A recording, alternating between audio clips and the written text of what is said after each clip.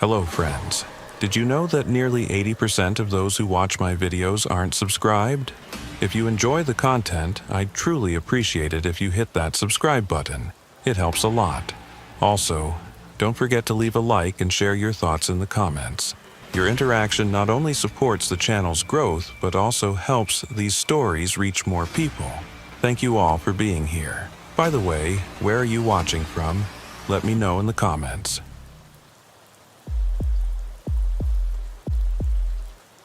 Before retiring in 2016, I worked for the Alaska State Police for 23 years. I spent most of that time in the interior, a region roughly the size of West Virginia with an estimated population of 8,000. You learn very quickly that Alaska doesn't care about your training, your equipment, or how tough you are. The wilderness here had been swallowing people long before we arrived, and it will continue to do so after we're gone. The incident I'm about to share with you took place in November 2003. At the time, I was stationed outside Fairbanks, in the area covering the southern end of the Brooks Range. It was a month when the sun was barely visible and temperatures hovered around -20 degrees for weeks. It was the kind of cold that stung your lungs with every breath and burned exposed skin in less than a minute. The call came in on a Tuesday morning. Marcus Holt, 42 years old, commercial hunter with a valid license and more than 15 years of experience in the bush. His wife reported him 4 days overdue from a caribou hunt. In Alaska, 4 days overdue in November means you're probably looking at a recovery, not a rescue. Holt had filed his route plan like he was supposed to. He'd planned to work a drainage about 60 miles north of the highway, following the caribou migration.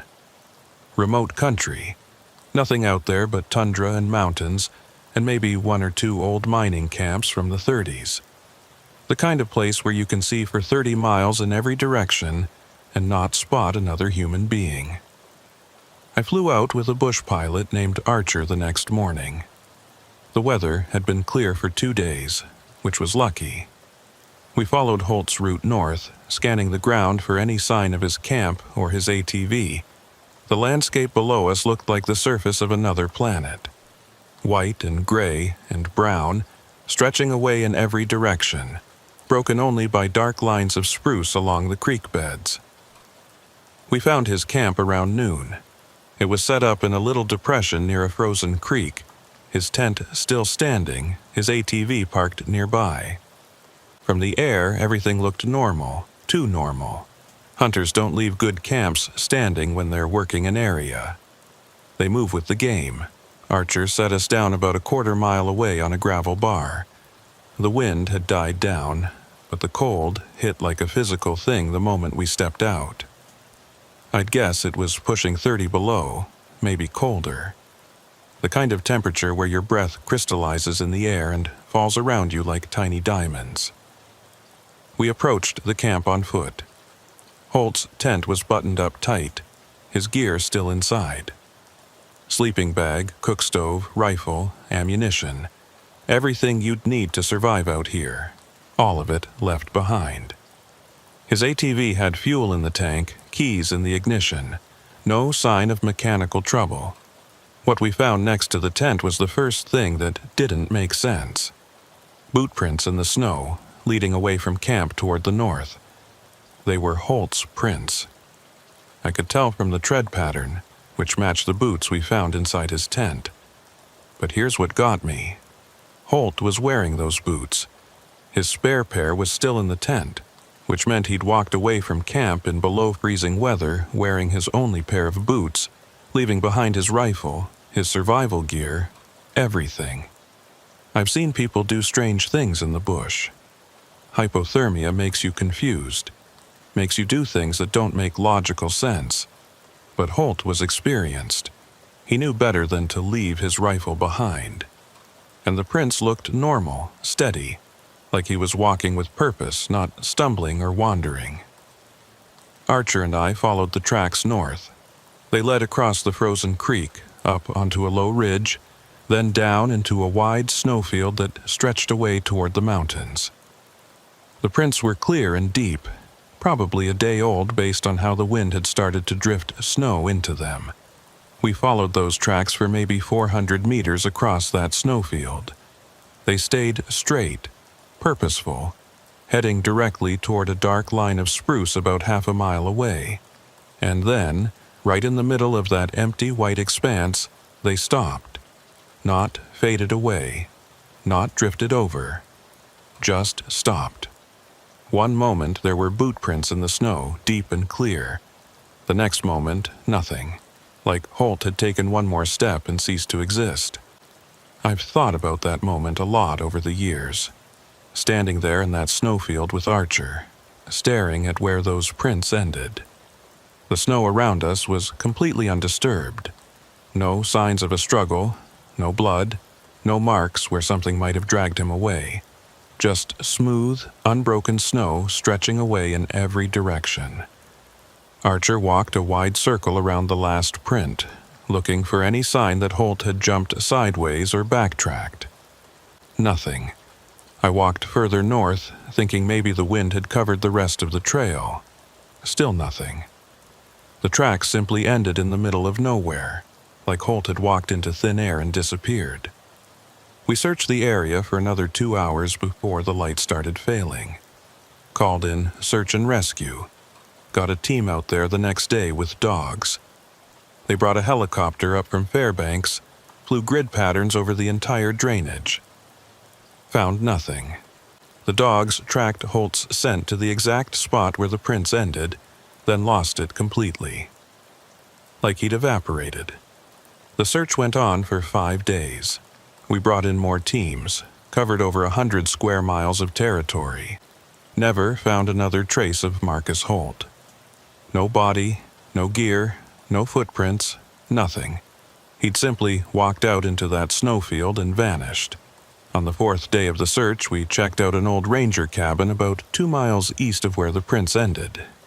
It was a Forest Service shelter from the 60s, one of those old log structures they used to maintain for hunters and trappers. Nobody had used it in years, probably. The door was still latched, windows intact. Inside, we found what you'd expect. Rusty stove, some old bunks with mouse-chewed mattresses, a few pieces of broken furniture. But there was something else.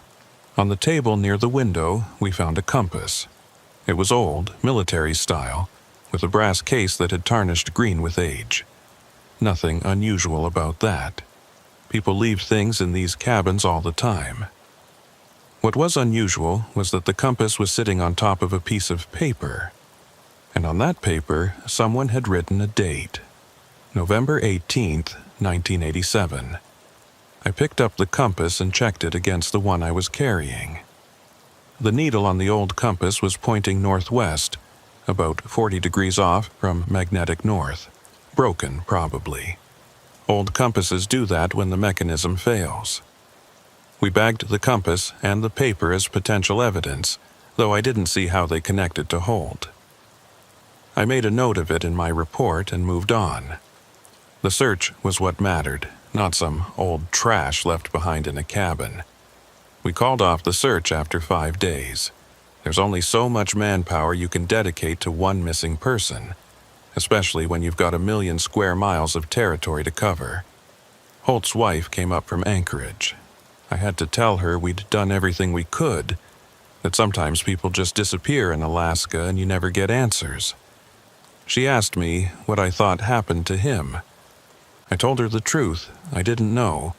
Could have been a lot of things. Maybe he fell through thin ice somewhere and the creek carried him away. Maybe he had a medical emergency, got disoriented, wandered off in the wrong direction. Maybe a bear got him, though that didn't explain the tracks ending where they did. I didn't tell her about standing in that snowfield looking at footprints that stopped in the middle of nowhere. Didn't tell her about the weird feeling I got out there, like the landscape itself was watching us. Some things you keep to yourself because saying them out loud makes them real in a way that's hard to live with. The case stayed open, technically. Missing person, circumstances unknown. I moved on to other cases, other searches. But I never forgot about Marcus Holt and those tracks that led nowhere. 3 years later, I was back in the same area on a different case. A trapper had called in about finding some old traps that didn't belong to him, wanted us to check if they were legal. It was March this time, late winter, the kind of day where the sun actually has some warmth to it, and you can feel spring trying to break through. I flew out with a different pilot, a guy named Mercer. We landed near the same creek where we'd found Holt's camp, though the camp itself was long gone. Somebody had probably scavenged the tent and gear. That happens out here. Nothing goes to waste. After we checked out the traps and cleared the issue with the trapper, I asked Mercer if he minded making a detour on the way back. I wanted to see that snowfield again, the place where the tracks had ended. I'm not sure why. Maybe I thought the landscape would look different in March, less hostile. Maybe I just needed to see it again to convince myself I hadn't imagined the whole thing. We flew over the area around mid-afternoon. The snow was starting to melt in patches, exposing dark tundra underneath. I could see the line of spruce trees where we'd found the ranger cabin, could trace the route we'd followed from Holt's camp to the snowfield. And that's when I saw them. Tracks in the snow, boot prints, clear and deep, crossing the same snowfield where Holt's tracks had ended 3 years earlier. I told Mercer to circle around, get lower. He dropped us down to maybe 300 feet. The prints were definitely there, cutting across the snowfield in a straight line, heading north toward the mountains. They looked fresh, too. Crisp edges, no drift in them, like someone had walked through there that morning. But here's the thing. It was March. Most of the snow had melted weeks ago.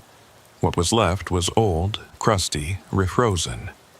You couldn't make tracks like that in old snow. It would break apart under your weight, leave irregular holes instead of clean prints. These prints looked like they'd been made in fresh powder.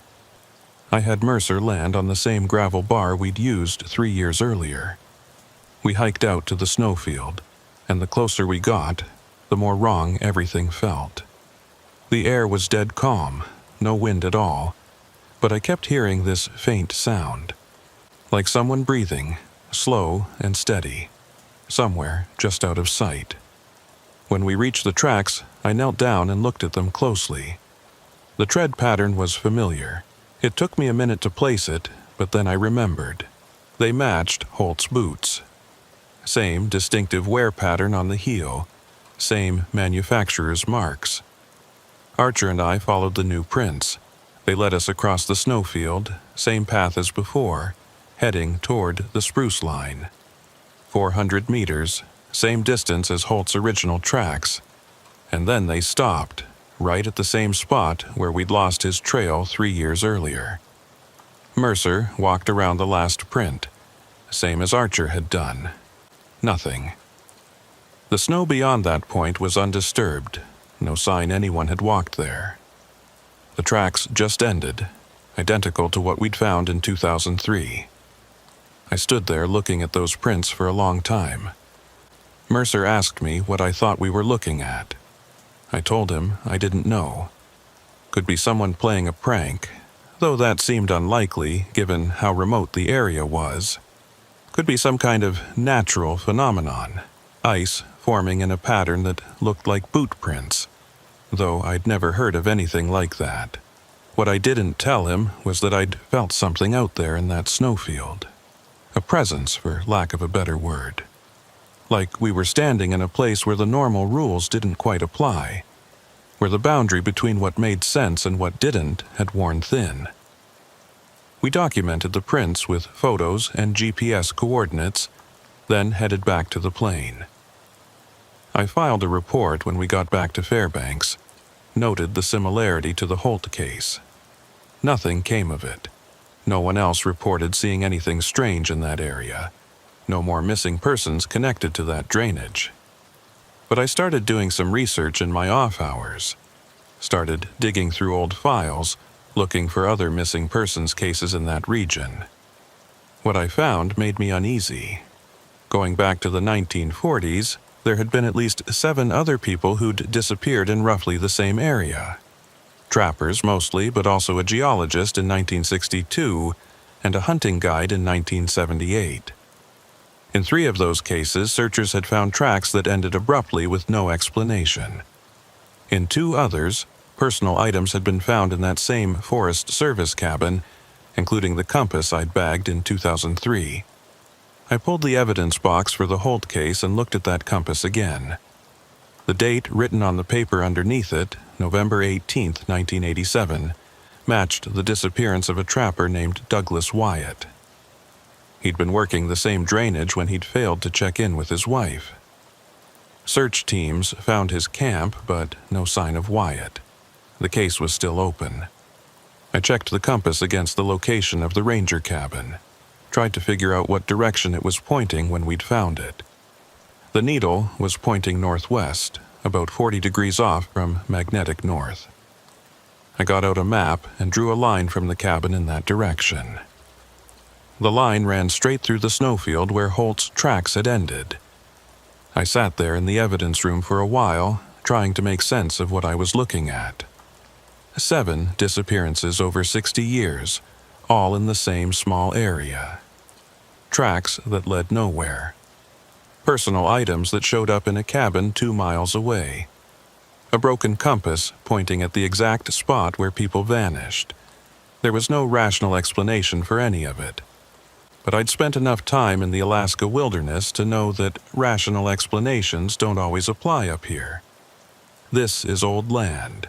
Land that was here long before we showed up and will be here long after we're gone. Sometimes it does things we can't explain, things that don't fit into neat categories or logical cause and effect. I never went back to that snowfield. Told myself it was because I had other cases to work, other areas to cover.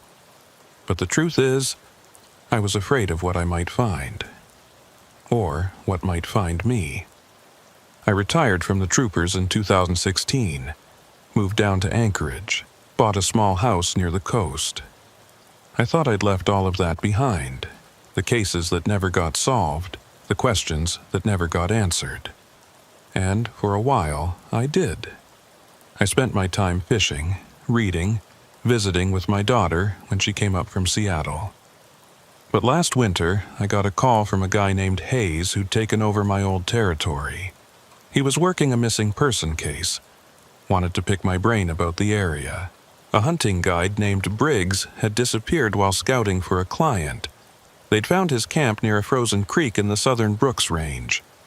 All his gear was still there, but no sign of Briggs. I asked Hayes if they'd found any tracks. He said they had. Boot prints leading away from camp, heading north across a snowfield. The prints went for about 400 meters, then stopped in the middle of nowhere with no explanation. I felt something cold settle in my chest. I asked him where exactly this happened. He gave me the coordinates.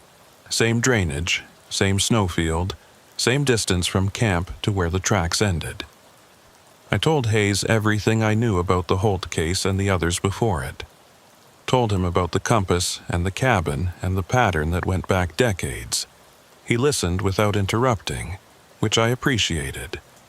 When I finished, he was quiet for a long moment. Then he asked me what I thought was really going on out there. I didn't have an answer. Still don't.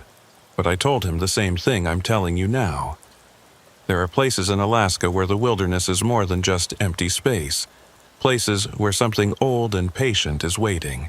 Something that takes people one at a time over years and decades. Slow enough that nobody notices the pattern until it's too late.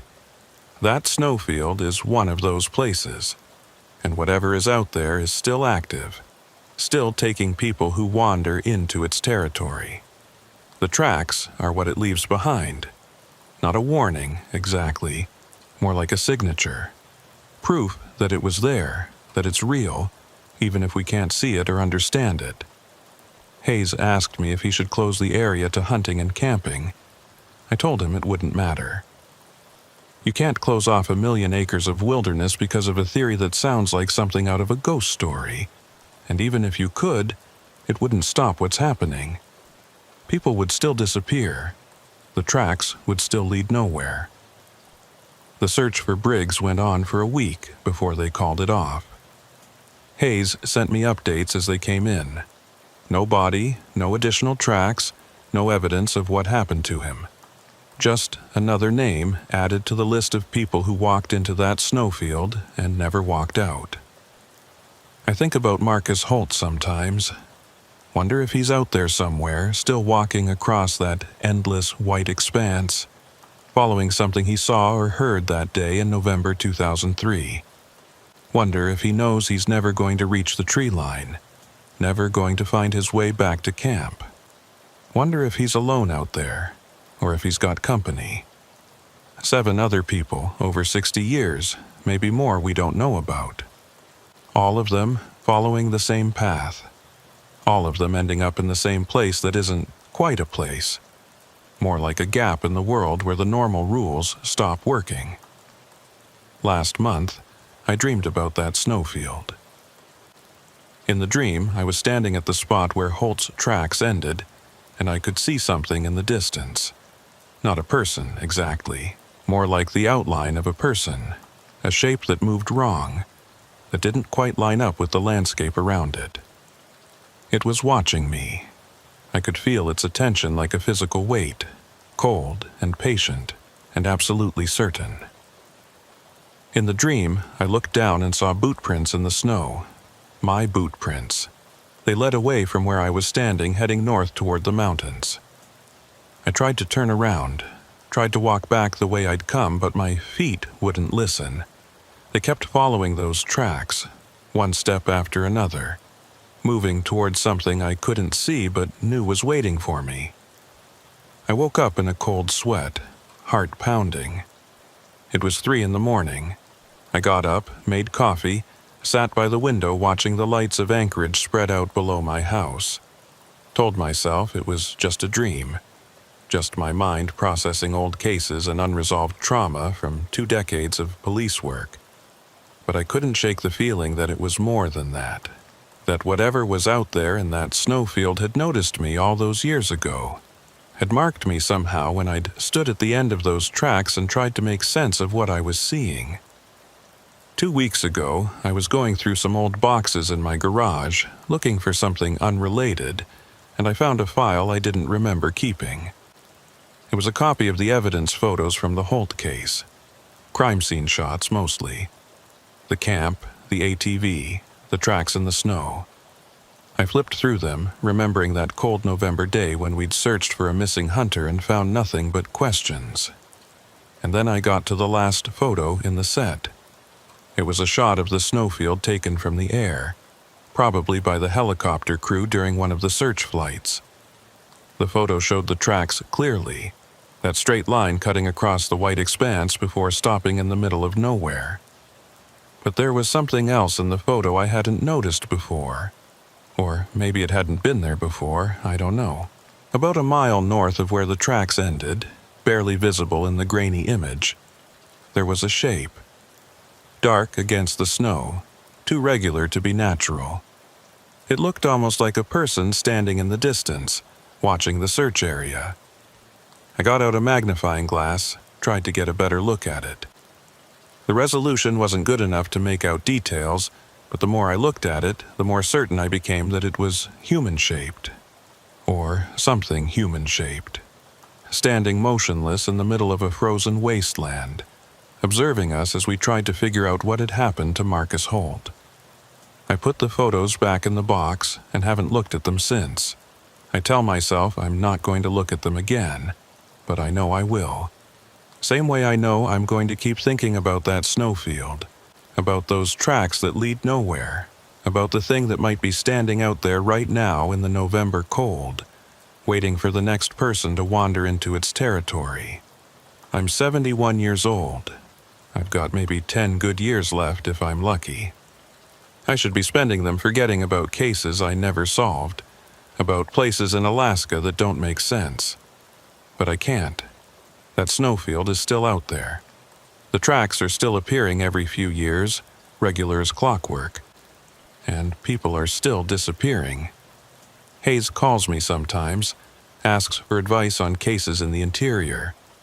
Last time we talked, he mentioned that they'd had another missing person report come in from the Brooks Range. A wildlife biologist this time disappeared while tracking caribou migration. They found her camp near a frozen creek, all her equipment still there. Found her tracks leading north across a snowfield. I asked him how far the tracks went before they stopped. He was quiet for a moment, then said about 400 meters. Right in the middle of nowhere, no explanation for where she went after that. I told Hayes he should consider putting up warning signs in that area. Mark it as dangerous terrain, avalanche risk, something to keep people away. He said he'd already suggested that to his superiors, but they'd turned him down. Not enough evidence of a genuine hazard, they said. Can't restrict public access based on a hunch. So the snowfield stays open. The caribou keep migrating through that drainage. The hunters and the trappers and the wildlife biologists keep going out there, following the same routes people have followed for decades. And every few years, one of them doesn't come back. When my time comes, when I'm lying in a hospital bed somewhere waiting for the end, I think I'll see that snowfield one more time. I'll see those tracks leading away into white nothing. I'll see the outline of something standing in the distance, patient and watchful and absolutely certain. And I think I'll finally understand what Marcus Holt saw when he walked away from his camp that November morning in 2003. What made him leave his rifle behind, leave his survival gear, leave everything that could have kept him alive. What was important enough to follow across 400 meters of frozen wasteland toward something that doesn't want to be understood or explained or stopped. I'll understand, and that understanding will be the last thing I take with me when I go. But until then, I'm staying right here in Anchorage. Staying away from the interior, away from the Brooks Range, away from snowfields that stretch endlessly toward mountains that don't care if you live or die. I've seen enough, learned enough. Some questions don't have answers. Some places don't want to be understood. And some tracks lead exactly where they're supposed to lead, even if that destination doesn't exist on any map we've ever made. The snowfield is still there, still waiting, still taking people one at a time across decades and generations. And those tracks are still appearing in the snow, pointing north towards something none of us can see. I hope I never have to go back there. But deep down, in a place I don't like to examine too closely, I know I will. Because that snowfield has been calling to me ever since that day in 2003 when I stood at the end of Marcus Holt's trail and looked out across all that white emptiness. It called to Holt, it called to the others before him, and now it's calling to me. One day I'm going to answer. One day I'm going to drive back up to the interior, fly out to that drainage with some bush pilot who doesn't know the history of the place. I'm going to hike out to that snowfield and follow the tracks as far as they go. And when I reach the spot where they end, I'm going to keep walking. North toward the mountains. Toward whatever is waiting out there in the white silence. Because after all these years of trying to make sense of what happened, I think the only way to really understand is to walk the same path Holt walked. To see what he saw. To go where he went. Maybe I'll find answers. Maybe I'll find nothing. Maybe I'll just become another name on the list of people who disappeared in the southern Brooks Range. Another set of tracks that end in the middle of nowhere for some other trooper to puzzle over 10 or 20 years from now. But at least I'll know, and that's worth something, even if it costs me everything else. The snowfield is waiting. It's always been waiting. And I'm running out of reasons not to go back.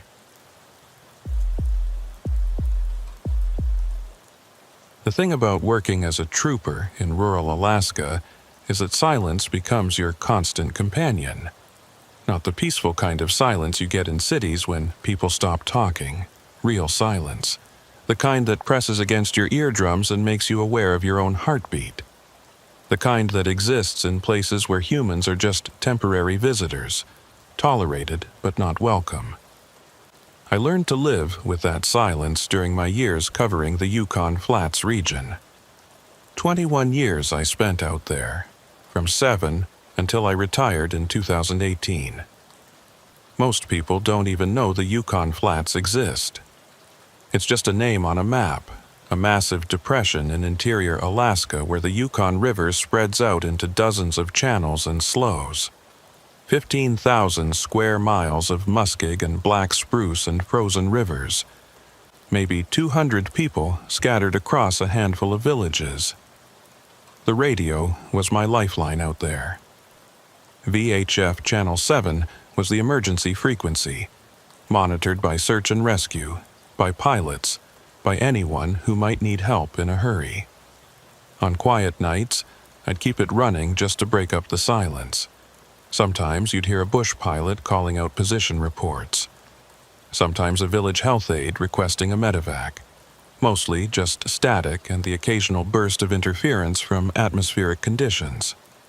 What happened in February of 2009 changed how I think about that radio. Changed how I think about a lot of things, actually. It started simple enough, the way these things usually do. A missing person report that shouldn't have been complicated but turned into something I still don't have words for. The missing person was Tyler Dalton, 34 years old, running supplies between Fort Yukon and Venities on a snowmobile. It was a route he'd done hundreds of times, following the frozen Chandalar River north. Routine trip, maybe 3 hours in good conditions. He'd left Fort Yukon at 10 in the morning on February 12th. By midnight, his girlfriend had called it in. Tyler knew the country too well to get lost, and his snowmobile was practically new. I was working out of a small ranger station near Beaver at the time, covering the southeastern corner of the flats. The call came through around 1 in the morning.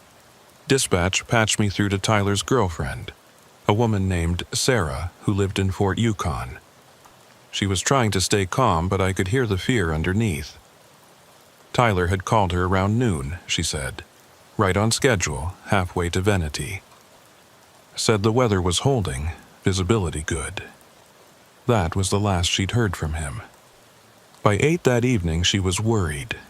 By 10, she was calling everyone she knew who might have seen him. By midnight, she knew something was very wrong. I told her I'd head out at first light, get a search organized. She asked if we could go sooner. I explained that searching in the dark for someone on a snow machine was next to impossible.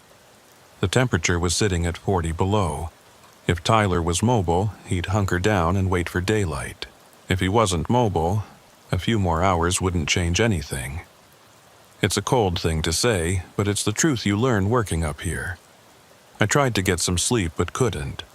Something about the case bothered me, though I couldn't put my finger on what. Maybe it was Sarah's voice, the certainty in it when she said Tyler would never just disappear. Or maybe it was the timing. February in the Yukon Flats is brutal. The kind of cold that can kill you in minutes if you're not prepared. Tyler was prepared, he knew that. So where was he? Around 3 in the morning, I gave up on sleep and made coffee. The ranger station was dead quiet. I had the heat cranked, and I was still cold. Outside, the thermometer read 43 below zero. Clear sky, no wind. The kind of night where sound carries forever, and your breath crystallizes before it leaves your face. I was sitting at my desk going through maps of the Chandalar River route when the radio crackled to life. Channel 7, the emergency frequency. I glanced at the unit. The squelch was breaking, which meant someone was transmitting, but all I heard was static. I reached over and adjusted the volume, thinking maybe I'd catch whatever was coming through. The static cleared for just a second, and I heard a voice. Help, that was all. One word, male voice, young. Then back to static. I keyed the mic. This is Alaska State Trooper Post Beaver. I read you broken and unreadable. What is your location? Over? Static. I waited 30 seconds, then tried again. If you can hear me, Key your mic twice to confirm. Nothing. Just the empty hiss of dead air. I checked the radio, everything was functioning normally. I scanned through the other channels, listening for any traffic that might have bled over. Nothing. Whatever I'd heard had been on Channel 7, and now it was gone. I made a note of it in my log. 3:14 a.m., possible distress call on emergency frequency, unable to establish contact. Could have been atmospheric interference. Could have been someone with a failing radio trying to reach help. Or it could have been my imagination, my mind filling in meaning where there was just noise. I went back to the maps, trying to plan out a search grid for when we got light. The Chandalar River runs north through some of the most isolated country in Alaska. 70 miles of frozen waterway, bordered by spruce and willow, no roads, no villages. If Tyler had broken down somewhere along that route, we'd need aircraft to find him. Ground search would take weeks. At 3:41, the radio crackled again. This time the voice was clearer. "Help, I'm..." The static swallowed the rest. I grabbed the mic. "This is Trooper Post Beaver. Identify yourself and give your location. Over." The static cleared. Can't feel my hands. So cold. Tyler. It had to be Tyler Dalton. The voice matched the age, the urgency. I keyed the mic again, speaking slowly and clearly. "Tyler Dalton, if that's you, I need you to tell me where you are. Can you see any landmarks?" Static, then river. Followed the river, but it's wrong somehow. Everything's wrong. "Tyler, stay calm. What's your position? Are you near the Chandalar?" The static came back, thicker this time. Through it, I could barely make out. "Something's out here with me. I can hear it. Tyler, give me landmarks. Trees, hills, anything I can use to find you." But the transmission was gone. I tried calling him back for 10 minutes straight. Nothing. Dead air. Like he'd never been there at all. I immediately called dispatch in Fairbanks, reported the contact.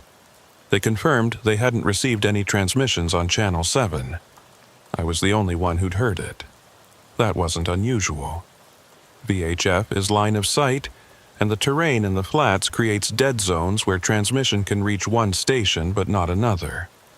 Still, it bothered me. I spent the next 2 hours trying to raise Tyler again.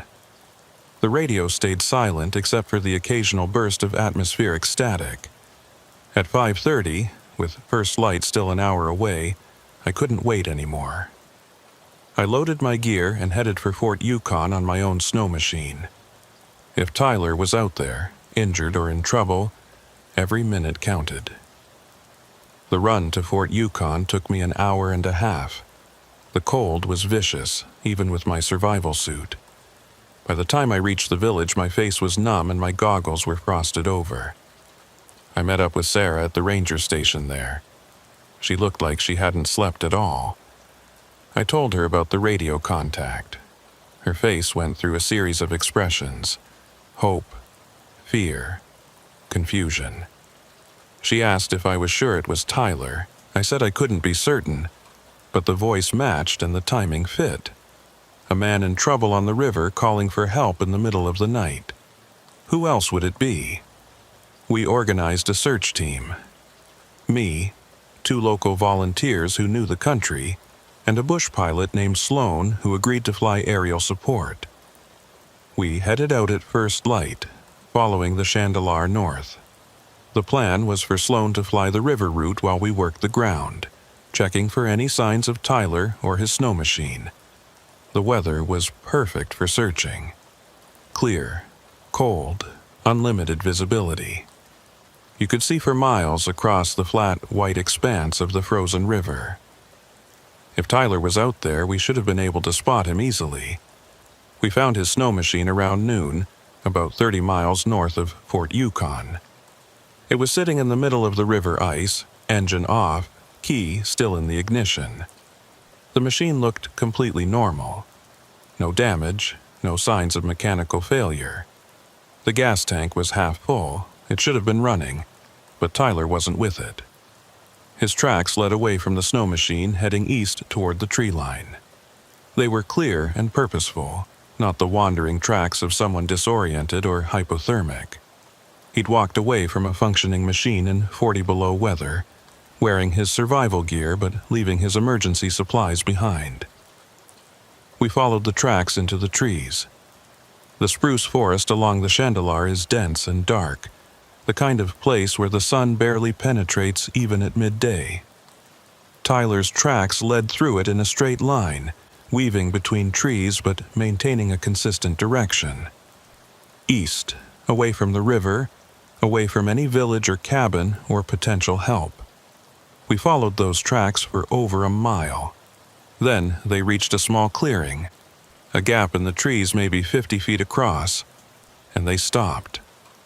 I've seen this before, tracks ending in the middle of nowhere.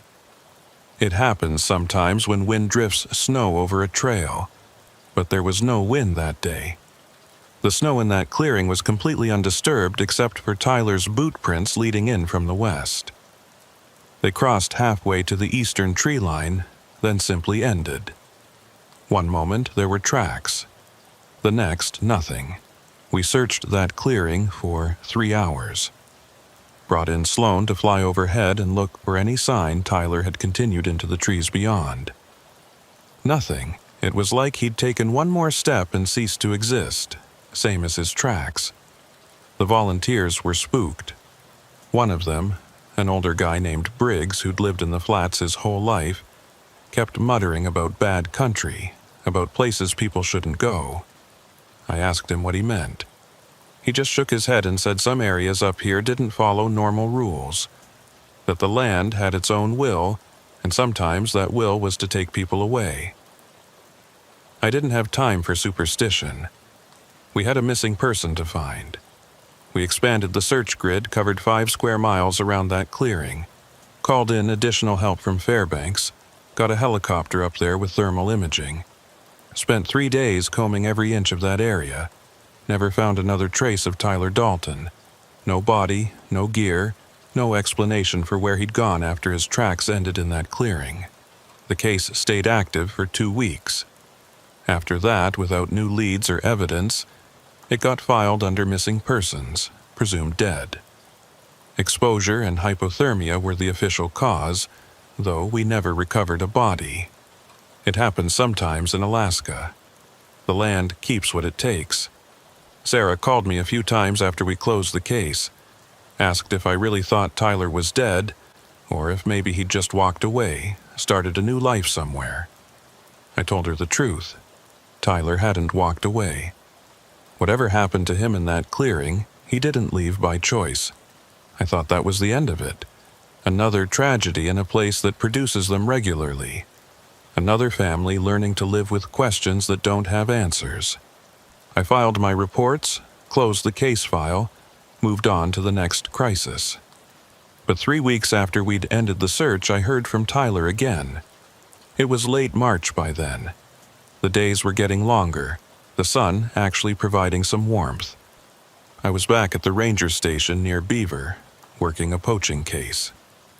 It was close to midnight, that strange twilight hour we get in Alaska where the sun barely sets before starting to rise again. I had Channel 7 running in the background while I typed up reports. The radio had been quiet all evening. Then, at 11:53, it crackled to life. Help. I stopped typing. That voice, I knew that voice. I grabbed the mic.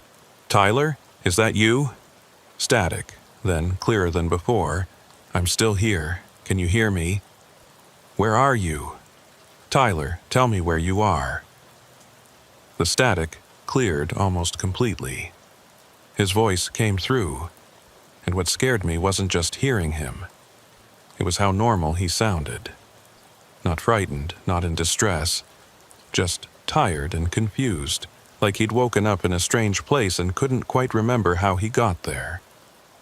I don't know where I am. It's dark here, really dark. I've been walking, but I can't find the way out. Tyler, listen to me. We searched for you. We found your snow machine on the Chandelar. Your tracks led into the trees and stopped. What happened in that clearing? Clearing? I don't remember a clearing. I remember leaving Fort Yukon. I remember the river. Then he trailed off. The static started building again. Then what? Tyler, stay with me. Then I heard something. Out on the ice, it sounded like someone calling my name. I stopped the machine to listen. And then I was somewhere else. Somewhere wrong. What do you mean, somewhere else? The static was getting worse, breaking up his words. Not like normal places. The trees are too close together. The sky is the wrong color. I keep walking, but I never get anywhere. Just circles, always circles. Tyler, I need you to activate your emergency beacon. Do you still have your gear? I can't find anything. My pockets are empty. I'm so cold. Why am I so cold? Because you're in Alaska in February. You need to find shelter. Build a fire. Can you do that? I've been trying, but nothing works right here. The matches won't light. The wood won't burn. It's like everything is... His voice cut off. The static surged, then died completely. I called for him until my voice went hoarse. Nothing. He was gone again. I reported the contact to dispatch. They checked their logs. No transmission on Channel 7 at the time I'd heard Tyler. Just me, alone in my station, talking to someone who shouldn't exist anymore. But I knew what I'd heard. That was Tyler's voice. And he'd said something that I couldn't get out of my head. Someone calling my name. Something had lured him off his snow machine, away from safety, into that clearing where his tracks ended. I drove out to the site the next day. The clearing looked the same as it had 3 weeks earlier. Snow undisturbed, trees dark and silent around the perimeter. I stood in the center where Tyler's tracks had ended and tried to feel what he might have felt, tried to hear what he might have heard. The silence was absolute. No wind, no animals, no sound of any kind, just that oppressive quiet that makes you aware you're somewhere you don't belong. And underneath it, barely perceptible, something else, a presence maybe, or the absence of presence. Like the space around me was empty in a way that went deeper than just lack of people. I didn't stay long. Being there made my skin crawl in a way I couldn't explain or justify. I hiked back to my snow machine and got out of that area as fast as I could. The transmissions continued. Not every night, but regularly enough that I started expecting them. Always after 11 p.m., always on Channel 7. Always Tyler's voice, calling for help from wherever he was. The conversations, if you could call them that, followed a pattern. Tyler would break through the static, confused and disoriented. He described being in a place that sounded like the area where he'd disappeared, but wrong somehow. The trees too dense, the sky too dark, distances that didn't make sense. He said he kept trying to find his way back to the river, back to his snow machine, but every time he thought he was getting close, he'd end up back where he started. I asked him questions, tried to get information that might help me understand what had happened. He couldn't remember much about the moment he'd disappeared. 1 second, he was on his snow machine, the next he was in that other place. No transition, no sense of moving, just suddenly being somewhere else. The worst part was that Tyler didn't seem to understand he was missing. He knew time had passed, but he thought it had been hours, maybe a day. When I told him it had been weeks, he didn't believe me. Said that was impossible, that he'd only been lost since that morning. I tried to trace his transmissions, figure out where they were coming from. The ranger station had equipment to triangulate VHF signals, but when I tried to use it on Tyler's broadcasts, the readings made no sense. The signal appeared to be coming from multiple directions at once, or sometimes no direction at all. like it was originating from somewhere that didn't have a fixed position. I didn't tell anyone else about the transmissions. What would I say? That I was receiving radio calls from a dead man? That a missing person was somehow broadcasting from a place that might not exist? They'd pull me off duty, send me to see a counselor, maybe push me toward early retirement.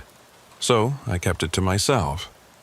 Logged the transmissions in a private notebook, documented everything Tyler said, tried to piece together some kind of explanation for what was happening. The transmissions went on for 2 months. Tyler's voice gradually changed during that time. He started sounding more tired, more defeated. The confusion gave way to a kind of resigned hopelessness. He stopped asking me for help and just talked, describing the place where he was, the endless walking, the sense that he was being watched by something he could never quite see. In early May, the transmissions stopped. I waited every night for his voice, but Channel 7 stayed silent. After 2 weeks without contact, I started to accept that whatever had been allowing Tyler to reach me had ended.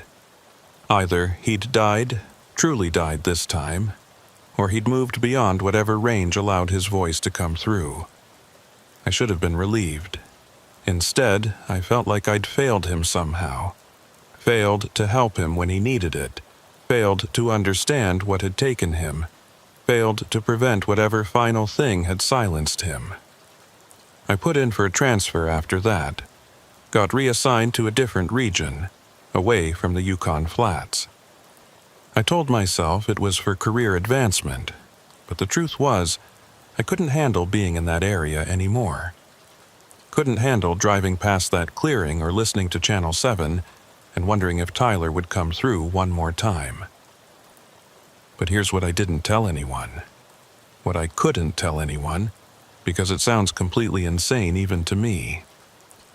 3 years after Tyler disappeared, I was working a case near the Koyukuk River, about 200 miles west of where he'd vanished. It was winter again, February, almost exactly 3 years to the day. I was sitting in my patrol truck waiting to meet up with a local ranger, and I had the radio on. Channel 7. Just monitoring, force of habit. At 11:53 p.m., the radio crackled. Help. I felt my blood go cold. That voice. Older, maybe. Worn down by time and whatever hell he'd been living through, but unmistakably the same. Tyler? Static. Then, I'm still walking. Can you tell Sarah I'm sorry? Tyler, where are you? The trees never end. I can see lights, sometimes, in the distance. But when I walk toward them, they move away. Always moving away. I tried to respond, but the transmission was breaking up. Worse than it had ever been before. Through the static, I could hear other sounds. Wind, maybe, or something that sounded almost like wind. And underneath that, something else. A low sound, rhythmic, almost like breathing. Tyler kept talking, his voice fading in and out. Something follows me. I can hear it behind me when I walk. Never see it, but I know it's there, waiting for me to stop, to give up. Then the transmission cut off, replaced by pure static. I tried calling him back. Nothing. The radio went dead silent. Not even atmospheric noise. Just absolute emptiness on Channel 7. I sat there in my truck for a long time, staring at the radio, trying to make sense of what I'd just heard. Tyler Dalton had been missing for 3 years. He should have died in the first 48 hours if he'd been lost in normal Alaska wilderness. No one survives more than a few days in that kind of cold without shelter and supplies. But that had been his voice. Older, more broken. But his voice. And he'd been asking for me by name, asking me to relay a message to Sarah. I called Sarah the next morning. We hadn't spoken in over 2 years. When she answered, her voice was guarded, like she was afraid of what I might tell her. I asked if she'd heard from Tyler. Her response told me everything I needed to know. She'd received a message from him, she said, 3 nights ago. She'd been asleep and her phone had vibrated with an incoming text. The message was from Tyler's number, which she'd kept active all this time. It said, "Tell them I'm still walking. Tell them I can't stop." Sarah had tried calling back immediately, but the number was disconnected. When she checked with the phone company, they told her no message had been sent. Their records showed Tyler's phone had been inactive since the day he'd disappeared. I didn't tell her about the radio transmissions. Didn't tell her I'd been hearing from Tyler for months after he'd vanished, that he was apparently still out there somewhere, still walking, still trying to find his way back. What would it have accomplished? She'd moved on, as much as anyone can move on from something like that. She'd rebuilt her life. Giving her hope that Tyler might still be alive, trapped in some impossible place, would just destroy her all over again. I've heard from Tyler 3 more times since then. Once in 2014, once in 2016, and once last year. The transmissions are always the same time. 11:53 p.m., always on Channel 7. Always his voice, progressively more worn and desperate. The last transmission in 2024 was the worst. He didn't ask for help, didn't try to describe where he was or what had happened to him. He just said one thing before the static took him. "It's my turn." I didn't understand what he meant. His turn for what? But the way he said it, with this terrible resignation in his voice, made something deep inside me go cold. I retired from the troopers in 2018. Moved to Homer, about as far from the interior as you can get while staying in Alaska. I thought maybe down here, near the ocean, away from the endless forests and frozen rivers, I might stop hearing from Tyler. I was wrong. 2 months ago, I was in my house, sitting by the window watching the fishing boats in the harbor. I have an old VHF radio in my office, left over from my working days. I keep it off most of the time, but that night, for reasons I can't explain, I turned it on. I scrolled through the channels, just listening to the chatter. Fishermen calling in positions, Coast Guard running radio checks, normal traffic. Then I hit Channel 7. Static, thick and heavy. I was about to change channels when the static cleared. Help! I grabbed the handset so hard my knuckles went white. Tyler? No response, just static, then barely audible. I found the way out. What? Tyler, what do you mean? There's a door, in the trees. It opens sometimes. I can see through it. I can see the river. I can see my snow machine, still sitting there, waiting for me. Tyler, if you can see a way out, take it. Get back to your machine. Get to Fort Yukon. His response made my blood freeze. I can't. Every time I try to step through, something pulls me back. I'm not allowed to leave. Who won't allow it? What's keeping you there? The static surged. Through it, I heard Tyler's voice one more time. It's hungry. It's always been hungry, and I'm not enough anymore. It needs someone else. Then the transmission cut off. I tried calling him back for hours. Nothing. That was 2 months ago. I haven't heard from Tyler since.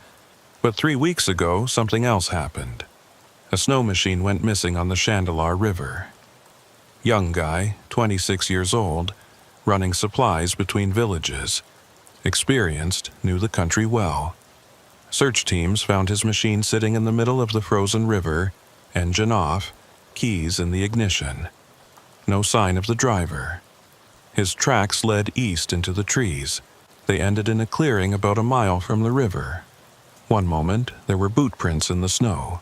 The next, nothing. The trooper who worked the case called me, knowing my history with the area. Asked if I had any insights into what might have happened. I told him no. Told him people disappear in Alaska sometimes, that the land takes them and doesn't give them back, that some cases you never solve. What I didn't tell him was that the night before that man disappeared, I heard Tyler's voice one more time on Channel 7. It's my turn. Now I understand what he meant. Tyler had been holding a door open somehow, keeping something at bay, and that something needed to be fed. Every few years, it reaches out and takes someone new, lures them away from safety with a voice calling their name, with promises or visions or whatever works on that particular person, pulls them into a place that shouldn't exist, where they wander forever in circles, trapped in trees that never end under skies that are the wrong color. And eventually, when it's ready, when it's hungry again, they become the voice. They become the lure for the next person. Tyler Dalton is still out there. So is the man who disappeared 3 weeks ago. So are all the others who vanished in that area over the years. The ones whose cases are still open, still unsolved, still filed under missing persons with no explanation for where they went. They're walking in circles in a place that doesn't follow normal rules, calling out on Channel 7, asking for help that will never come, waiting for their turn to be released, which only comes when someone else takes their place. I think about driving back up to the Yukon Flats. Think about going back to that clearing where Tyler's tracks ended. Maybe if I stand there long enough, I'll hear what he heard that day. The voice calling his name. The promise of something just beyond the trees. Maybe I could find the door he talked about. The one that opens sometimes, that lets you see through to the other side. Maybe I could find Tyler, bring him back, end whatever nightmare he's been living for the past 16 years. But I know that's not how it works. The door only opens one way. You can look through it at the world you left behind, at your snow machine still waiting on the frozen river, at the life you should be living. But you can't step through. Something won't allow it. And if I went looking for that door, if I went back to that clearing, I know what would happen. I'd hear my name being called. I'd follow it into the trees, and I'd end up in the same place Tyler is, walking in endless circles, broadcasting for help on Channel 7, waiting decades or centuries for my turn to be released. So I stay here in Homer. I keep the radio off most of the time. And on the nights when I can't help myself, when I have to know, I turn it on and scroll to Channel 7. Sometimes I hear static. Sometimes I hear normal traffic, people going about their normal lives in normal places. And sometimes at 11:53 p.m., I hear a voice asking for help. It's never Tyler anymore. It's the new one, the man who disappeared 3 weeks ago. He sounds confused and frightened, like Tyler did at first. He asks where he is.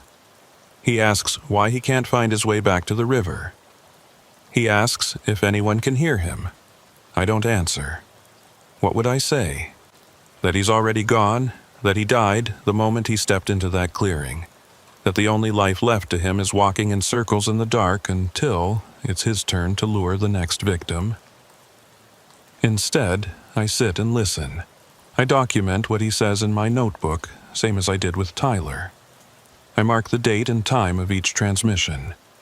I wait for the pattern to repeat, because it will repeat.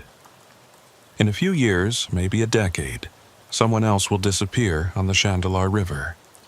Their tracks will end in that same clearing, and they'll start broadcasting on Channel 7, their voice joining the others who are trapped in that place between places. And somewhere, in the static between transmissions, Tyler Dalton is still walking, still trying to find his way home, still waiting for the day when he can finally stop, when the hunger that took him finally moves on to someone new. I'm 74 years old. I don't have many years left. Sometimes I wonder if I'll hear Tyler again before I die. Wonder if he'll finally make it out, if whatever has him will let him go. Or maybe I'll be the one who ends up in that place. Maybe one night I'll turn on the radio and hear my own voice calling for help on Channel 7.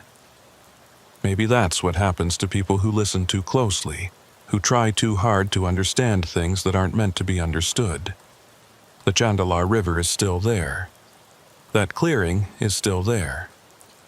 The door in the trees that opens sometimes is still there, even if you can't see it when you're looking for it.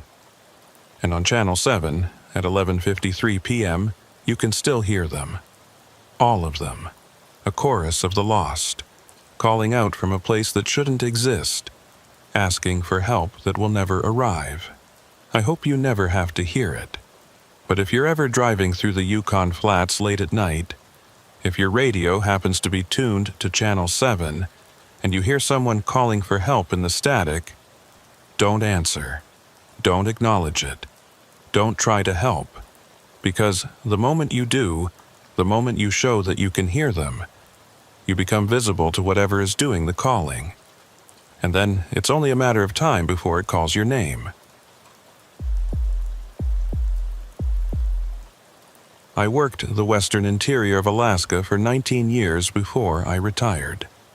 Most of that time was spent alone, covering territory that stretched from the Kuskokwim River north to the edge of the Yukon-Koyukuk Wilderness.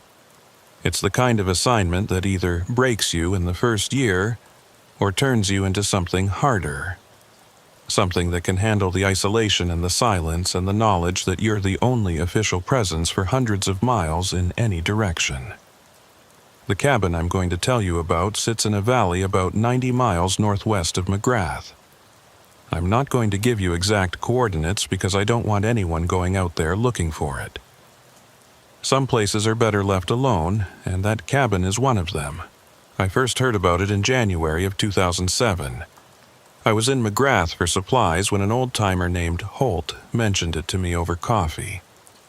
He'd been a trapper back in the 70s and 80s, worked the drainage systems that fed into the Kuskokwim, said there was a cabin up the North Fork that gave him bad feelings, that he'd stopped using that particular trap line after spending one night near it.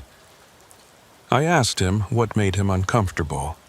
He took a long time answering, like he was trying to figure out how to describe something he didn't fully understand himself. He said the cabin looked normal enough from the outside. Log construction, probably built in the 40s or 50s by timber workers. But it had 3 locks on the door, not modern locks, old-style padlocks threaded through hasps. All 3 were secured from the inside, he said. Like whoever built it was more worried about keeping something in than keeping something out. I asked how he knew the locks were on the inside if the door was closed. He said he'd looked through the window and seen them, hanging on their hasps on the interior side of the door. He'd tried the door anyway, thinking maybe his eyes were playing tricks on him. It wouldn't budge, locked tight from within. The story bothered me, but I filed it away as frontier folklore. Alaska is full of strange stories, and most of them have perfectly reasonable explanations once you dig into them. Trappers are superstitious by nature, and isolation does funny things to perception. A cabin with internal locks was unusual, sure, but probably just the work of someone who was paranoid or eccentric.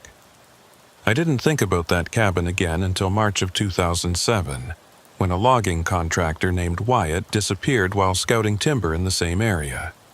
The company he worked for called it in after Wyatt missed 2 consecutive check-ins. He was supposed to radio every evening from his camp, report his progress and location. When he didn't call for 2 nights running, they filed a missing persons report. I flew out with a pilot named Sloan to search for Wyatt. We had his last known position from his final check-in, which put him about 80 miles northwest of McGrath, working along the North Fork drainage. It was exactly the area where Holt had seen the cabin with the 3 locks. We found Wyatt's camp around midday. It was set up properly, tent staked down, gear organized.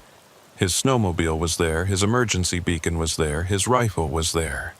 Everything you'd need to survive in March in the interior, all of it abandoned. Boot prints led away from the camp heading northeast. They were fresh, maybe 2 days old. We followed them on foot while Sloan circled overhead in the plane, spotting for us from the air. The tracks led through heavy spruce forest following a ridgeline for about 3 miles.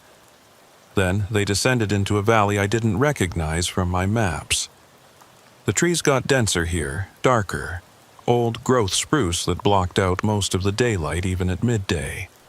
The kind of forest that feels actively hostile to human presence. Wyatt's tracks continued down into the valley, still clear and purposeful. He wasn't wandering. He was walking with intent towards something specific. We followed those tracks for another mile. Then we saw the cabin. It sat in a clearing about 200 feet ahead, barely visible through the trees. Log construction, steep roof, single window facing south. It looked abandoned, no smoke from the chimney, no signs of recent use, just an old structure slowly returning to the forest that surrounded it. Wyatt's tracks led straight to the cabin door and stopped there. We approached carefully, calling his name, checking for any response. Nothing. The valley was completely silent. No wind, no birds, no sound of water or wildlife. Just oppressive quiet that made you lower your voice without thinking about it. The cabin was exactly as Holt had described it. 3 padlocks on the door, old and rusted, hanging from hasps that were mounted on the inside of the door frame. I could see them through gaps in the wood. Whoever had installed them had done it backwards, locking themselves in rather than locking others out. I tried the door, solidly locked. The wood around the frame was weathered but intact. No signs of forced entry, no indication that Wyatt had tried to break in. His tracks just ended at the door, like he'd knocked and been invited inside and the door had closed behind him. I called out again. "Wyatt, if you're in there, identify yourself. This is Alaska State Trooper responding to your disappearance. We need to know you're okay." Silence, the kind that makes your ears ring. I walked around the cabin, checking the window. It was clouded with decades of grime, but I could see through it well enough. The interior was a single room, maybe 20 feet by 20 feet. I could make out a stove against one wall, some bunks, a table near the window. And on that table, steam was rising from a tin cup. I stared at that for a long moment, trying to make sense of what I was seeing. Steam, rising in curls from a cup sitting on a table in a cabin that was locked from the inside and supposedly abandoned. Somebody had made hot coffee or tea in the last few minutes. Somebody was in there right now, or had been there recently enough that the liquid was still warm. I rapped on the window. "Whoever's in there, come to the door. We're not here to cause trouble. We're looking for a missing person." Nothing. No movement inside that I could see, just that cup on the table, steam slowly dissipating in the cold air of the cabin interior. I reported what we'd found to Sloan over the radio. He suggested I break down the door. I considered it, but something about the situation made me hesitate. Those locks were installed from the inside for a reason. Someone had gone to considerable effort to make sure that door stayed closed. Breaking in felt like violating something, crossing a boundary that shouldn't be crossed. Instead, I decided to wait. If someone was in there, they'd have to come out eventually. I sent Sloan back to McGrath to get additional help and supplies while I set up a watch position about 50 yards from the cabin. I sat there for 6 hours, watching that door. The sun moved across the sky, shadows lengthened across the clearing. Nothing happened. The cabin just sat there, locked and silent, keeping whatever secrets it held. Around 4 in the afternoon, with the temperature dropping fast and the light starting to fail, I made my decision. I couldn't leave without knowing if Wyatt was in that cabin. Breaking down the door was the only option. I approached with my axe, thinking I'd take out the door frame around the locks. But when I got within 10 feet of the cabin, I heard something that stopped me cold. Breathing. Not human breathing, too slow, too deep. Like something large moving air in and out of lungs that were too big for any animal I knew. The sound was coming from inside the cabin, rhythmic and steady. I backed away slowly, hand on my sidearm. The breathing continued for maybe 30 seconds, then stopped. The silence that followed was worse than the sound had been. I radioed Sloan, told him to hurry with the backup. Then I resumed my watch position, keeping my distance from the cabin, trying to make sense of what I'd heard. Darkness came early at that time of year. By 5:30, the clearing was deep in shadow. I had a flashlight, but I didn't want to use it yet. Something about shining light at that cabin felt wrong, like it might draw attention I didn't want. At 6:15, I saw movement through the cabin window. A shadow passed in front of the glass. Human-shaped, but wrong somehow. Too tall, or moving at the wrong speed. It crossed from one side of the interior to the other, then disappeared. I keyed my radio, updating Sloan on what I was seeing. He was still 40 minutes out with the backup team. I told him I was going to approach the cabin again, try to make contact with whoever or whatever was inside. Looking back, that was a mistake. But at the time, I was still thinking like a cop. Someone was in that cabin, possibly Wyatt, possibly someone else. Either way, I had a duty to investigate. I approached the door with my flashlight in one hand and my weapon in the other. When I was about 15 feet away, I called out one more time. "This is Alaska State Trooper. Identify yourself and open the door." For a moment, nothing. Then I heard a voice from inside the cabin. "Help us." Male voice, young, terrified. I moved closer. "Who's in there?" "Is that you, Wyatt?" The voice again, weaker this time. "Please, the door. Can't open it from inside." I reached the door, examining the locks. All three were still secure, hanging from their hasps on the interior side of the frame. Impossible to lock from outside, impossible to open from inside without breaking the hasps. "Stand back from the door," I called out. "I'm going to break it down." No response. I raised my axe, aimed for the frame near the top hinge. Before I could swing, the breathing started again. Louder this time, coming from directly on the other side of the door. So loud, I could feel the vibration of it through the wood.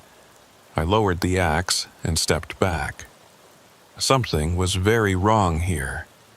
That breathing didn't match the voice I'd heard asking for help. It was too deep, too slow, not human. I backed away to my watch position and waited for Sloan and the backup team. They arrived around 7, 2 local search and rescue volunteers in addition to Sloan. I briefed them on what I'd seen and heard. One of the volunteers, a guy named Hayes, said he'd heard stories about that cabin. Said it had been there since the 50s, that logging crews used to avoid it. Nobody knew who built it or why it had locks on the inside. We approached as a group, 4 of us surrounding the cabin with flashlights. I called out one more time. No response. No sound of breathing. No movement in the window. The cabin was completely silent. Hayes suggested we break in through the window instead of the door. Seemed like a safer option, less chance of damaging the structural integrity if something went wrong. We used the axe handle to break the glass, cleared the frame, and boosted Hayes up and through. He landed inside, turned on his flashlight, and immediately went still. "What do you see?" I called through the window. Hayes didn't answer right away. When he did, his voice was tight, controlled. "You need to see this." We went around to the door. Hayes unlatched the 3 locks from inside and pushed it open. The locks swung free on their hasps, exactly as they'd been installed to do. From the inside, they were simple to open. From the outside, impossible. The cabin interior was exactly what you'd expect from an old logging shelter. Stove, bunks, table, some shelves with rotted supplies. Everything covered in thick dust except for one area. The table near the window was clean. Not just clean, but pristine. Like someone had wiped it down within the last hour. And on that table sat the tin cup I'd seen earlier. It was empty now, no steam, no liquid. But when Hayes touched it, he jerked his hand back. "It's still warm," he said. "This was full of something hot maybe 20 minutes ago." We searched the cabin thoroughly. One room, nowhere to hide. No one inside except the four of us. The bunks were covered in mouse droppings and rotted fabric. The stove was cold, hadn't been used in years. The shelves held old cans with labels so faded you couldn't read them. But that table was clean, and that cup was warm. Hayes found something else. On the floor, next to the table, pressed into the dust, was a boot print. It matched Wyatt's tread pattern. But here's what didn't make sense. That print was facing the table, like Wyatt had been standing there looking at the cup, and there were no other prints leading to or from that spot. Just the one isolated print in the middle of the floor. I photographed everything, documented the scene as thoroughly as I could. We searched the area around the cabin until midnight, looking for any sign of where Wyatt might have gone. Found nothing. His tracks ended at the cabin door, and he wasn't inside, and there was no indication of where he'd gone after that. We called off the search around 1 a.m. Set up camp about a quarter-mile from the cabin because none of us wanted to sleep in there. I filed my initial report from McGrath the next day, noting all the anomalies but trying to keep it professional and factual. The case went nowhere. Wyatt was listed as missing, presumed dead. His family hired a private investigator who came up from Anchorage, spent a week in the area, found nothing new. Eventually, the case went cold, like so many others do in Alaska. But I couldn't let it go. That cabin bothered me. The locks, the warm cup, the breathing I'd heard. None of it made sense, and the pieces didn't fit together into any rational explanation. I went back to see Holt, the old trapper who'd told me about the cabin in the first place. Asked him if he'd ever heard anything else about it. Any stories about why it was built with locks on the inside. He told me something I hadn't heard before. Back in the 50s, there'd been a logging camp in that valley. 5 or 6 men working the timber, planning to float the logs down the North Fork to the Kuskokwim. They'd built several cabins, but only one remained standing. The others had burned or collapsed decades ago. One winter, the story went, the camp went silent. No radio calls, no sign of activity. When the company sent someone to check on them in spring, they found the camp abandoned. One cabin was locked from the inside with 3 padlocks. They broke in and found it empty. No sign of the loggers, no indication of what had happened to them. The company abandoned the camp after that. Bad luck, they said. The valley was too remote anyway, not worth the trouble of working it. I asked Holt if anyone knew what happened to the loggers. He shook his head. "Just gone," he said, like they'd walked away from the middle of work and never came back. Over the next 2 years, I researched every disappearance I could find in that area. Going back to the 40s, I found records of at least 9 people who'd gone missing in the North Fork drainage. Trappers, prospectors, hunters. All in winter months, all without explanation. And in 4 of those cases, the missing person's tracks led to that cabin before disappearing. I made 3 more trips out to the cabin during my active duty. Each time, I found the same thing. Door locked from inside, cabin empty, table clean. And each time there was a warm cup sitting on that table like someone had just been there drinking from it. On my 3rd visit, in November of 2009, I found something new. A second boot print next to the first.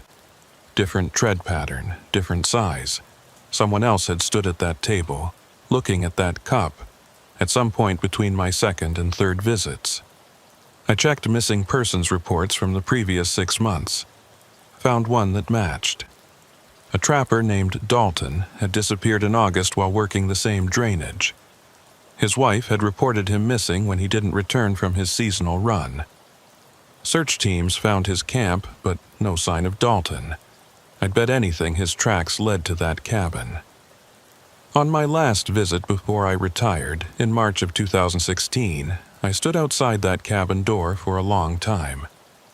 I'd brought my axe with the intent of destroying the place, burning it down if necessary, getting rid of whatever was in there that kept taking people.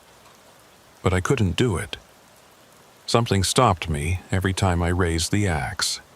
Not fear exactly, more like certainty. The certainty that opening that door, breaking those locks, releasing whatever the builders had been trying to contain, would be a mistake worse than just letting the cabin stand. So I lowered the axe and walked away. Filed my final report on Wyatt's disappearance, closed the case file, and retired 6 months later. I thought I was done with that cabin. Thought I'd left it behind along with the job and the territory and all the questions that would never be answered.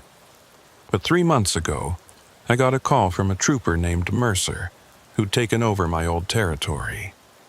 He'd found a cabin in a valley northwest of McGrath, locked from the inside with 3 padlocks.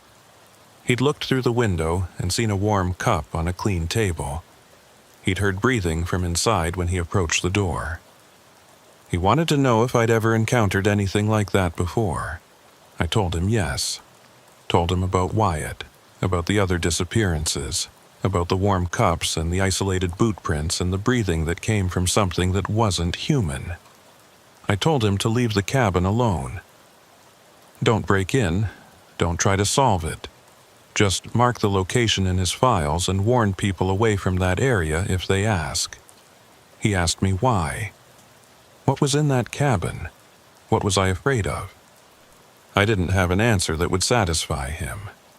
How do you explain that some places are doorways to somewhere else? That those locks weren't installed to keep people out, but to keep something in? That the loggers who built that cabin knew what they were doing, knew what they'd found in that valley, and took measures to contain it? How do you explain that the warm cups and the clean tables and the isolated boot prints are evidence of people who are still in that cabin somewhere, trapped in a space that doesn't line up with normal geography, still standing at that table, looking at that cup, frozen in a moment that repeats endlessly? I couldn't explain it to Mercer, so I just told him to stay away.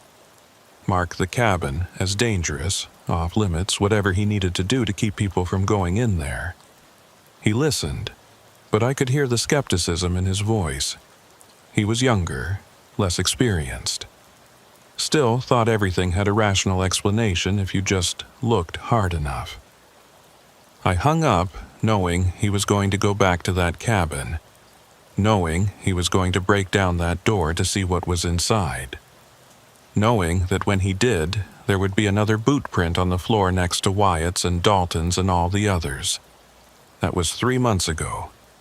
Last week I got a call from the Fairbanks detachment. Trooper Mercer was missing. Last known position was in the North Fork drainage, northwest of McGrath. They'd found his snowmobile, his gear, his radio. His tracks led northeast into heavy spruce forest and disappeared after 3 miles. I didn't need to ask where his tracks ended. I already knew. The cabin with 3 locks is still there. Still locked from the inside.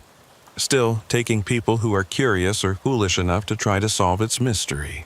And on the table inside, there's still a warm cup sitting in the center of a clean space, steam rising from whatever liquid it contains, waiting for the next person to stand there and look at it and wonder what it means. I'm 73 years old. I've been retired for 8 years. I should be spending my time fishing, reading, enjoying what's left of my life. Instead, I spend it thinking about that cabin and everyone it's taken. Wyatt and Dalton and Mercer and all the others going back to the 40s. Standing around that table in some space between spaces, looking at a cup that never empties, breathing air that isn't quite air, locked in by 3 padlocks that can't be opened from inside because there is no inside anymore. Just an endless, frozen moment that loops back on itself forever.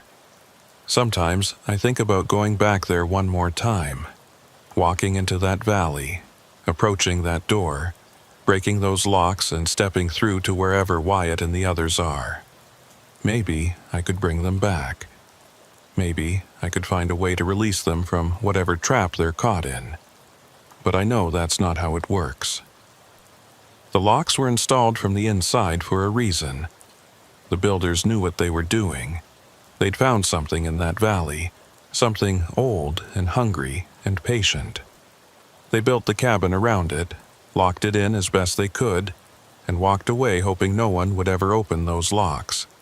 But people are curious. People are foolish. And every few years someone finds that cabin and decides they need to know what's inside. They break the locks or climb through the window, and they step into that single room that isn't really a room anymore. They see the table and the cup and the steam rising in impossible curls. And they never leave. They join the others standing around that table, trapped in a moment that never ends, while the thing they released feeds on their confusion and their fear, and their slow realization that they're never going home. The worst part is knowing I can't stop it. Can't burn the cabin down, can't block off the valley, can't put up a warning sign that would make any difference. People would ignore it or not believe it or decide they're smart enough or brave enough to handle whatever is in there.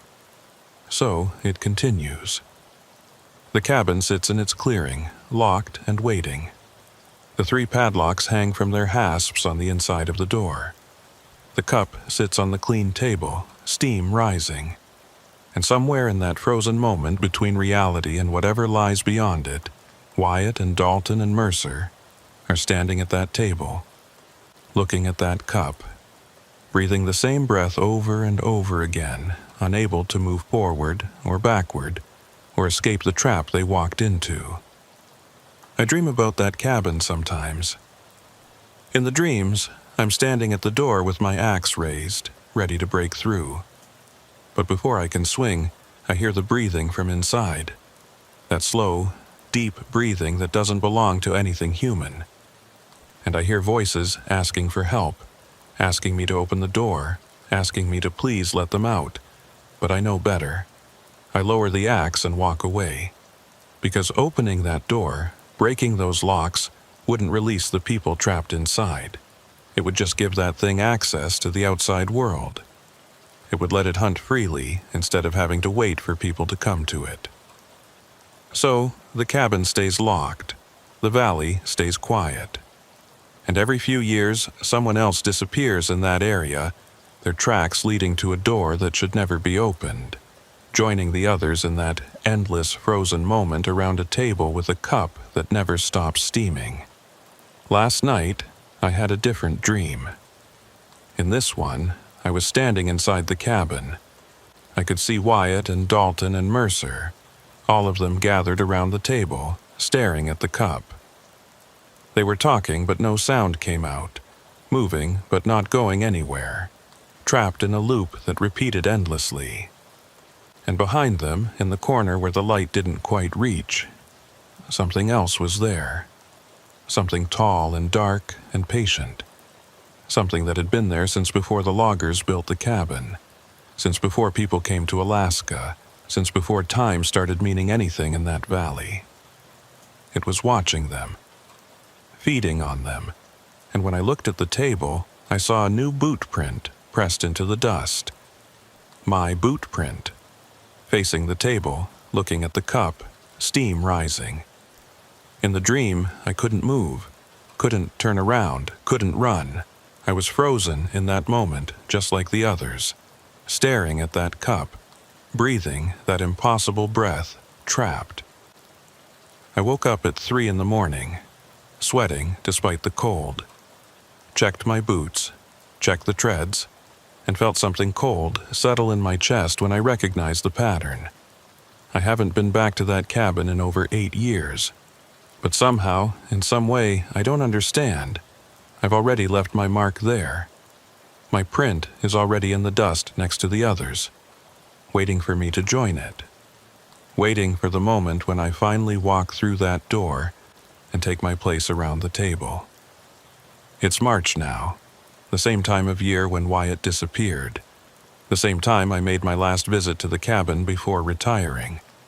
Something tells me I'm going back there soon, not because I want to, because I have to. Because that cabin has been calling to me for 16 years, ever since I first stood outside its door and heard that breathing from within. The 3 locks are still there, hanging from their hasps. The cup is still on the table, steam still rising. The thing in the corner is still waiting, patient and hungry, and absolutely certain that eventually, everyone who knows about the cabin will come to it. And when I do, when I finally walk through that door and see the others standing around the table, I hope I have the strength to do what needs to be done. To not stand frozen like them. To find a way to break the cycle, to release them, to close whatever doorway was opened in that valley decades ago. But I don't think I will. I think I'll do exactly what they did. Walk to the table. Look at the cup. Feel the moment freeze around me and join them in that endless loop, breathing the same breath, seeing the same steam, trapped in a space that isn't quite space anymore. The cabin with 3 locks is waiting. It's always waiting, and I'm running out of time to decide whether I'm going to answer its call or spend the rest of my life wondering what would have happened if I had. But deep down, I already know. The choice was made the first time I heard that breathing from inside. The first time I saw that warm cup on the clean table. The first time I stood outside that door and felt the pull of whatever was waiting within. I'm going back to the cabin. Maybe tomorrow, maybe next week, maybe next month. But I'm going. And when I do, there will be one more boot print in the dust. One more person standing around that table. One more voice calling for help from inside a locked room that no one should ever open. The 3 locks hang from their hasps, waiting. The cup sits on the table, steam rising. And in the corner, where the light doesn't reach, something old and patient and hungry is smiling, knowing that eventually everyone comes to the cabin. Everyone takes their place. Everyone joins the others in that frozen moment that lasts forever. I hope you never find that cabin. But if you do, if you're ever in a valley northwest of McGrath, and you see a log structure with a steep roof and a single window, if you hear breathing from inside and see a warm cup through the glass, please walk away. Don't break the locks. Don't climb through the window. Don't try to help whoever is calling for help from inside. Because once you open that door, once you step into that room, the locks will close behind you. And you'll take your place around the table with all the others, staring at that cup, breathing that breath, waiting for eternity in a moment that never ends. The cabin is still there. The 3 locks are still there. And somewhere in the corner where the light doesn't reach, something is still waiting for the next person to open the door. I fear that person is going to be me. In Alaska, bush planes are more than transportation. They're lifelines. They carry supplies to villages that don't have road access. They evacuate medical emergencies. They're how most of the state gets around when the ground is too soft or too frozen or too remote for any other option. And when a bush plane goes down, everyone drops what they're doing to search for it, because in the bush, time is the difference between life and death. I learned that lesson in my first year as a trooper back in 1906. I've carried it with me through every year since, through every search, every recovery, every time the radio crackles with a Mayday call and you know someone's life is hanging in the balance. What I'm about to tell you started in March of 2006. But to understand it, you need to know about what happened in March of 1996, exactly 10 years earlier. I was stationed near Galena then, covering the northern Yukon River Valley. It was my first winter in Alaska after transferring up from the lower 48. I thought I understood cold and isolation.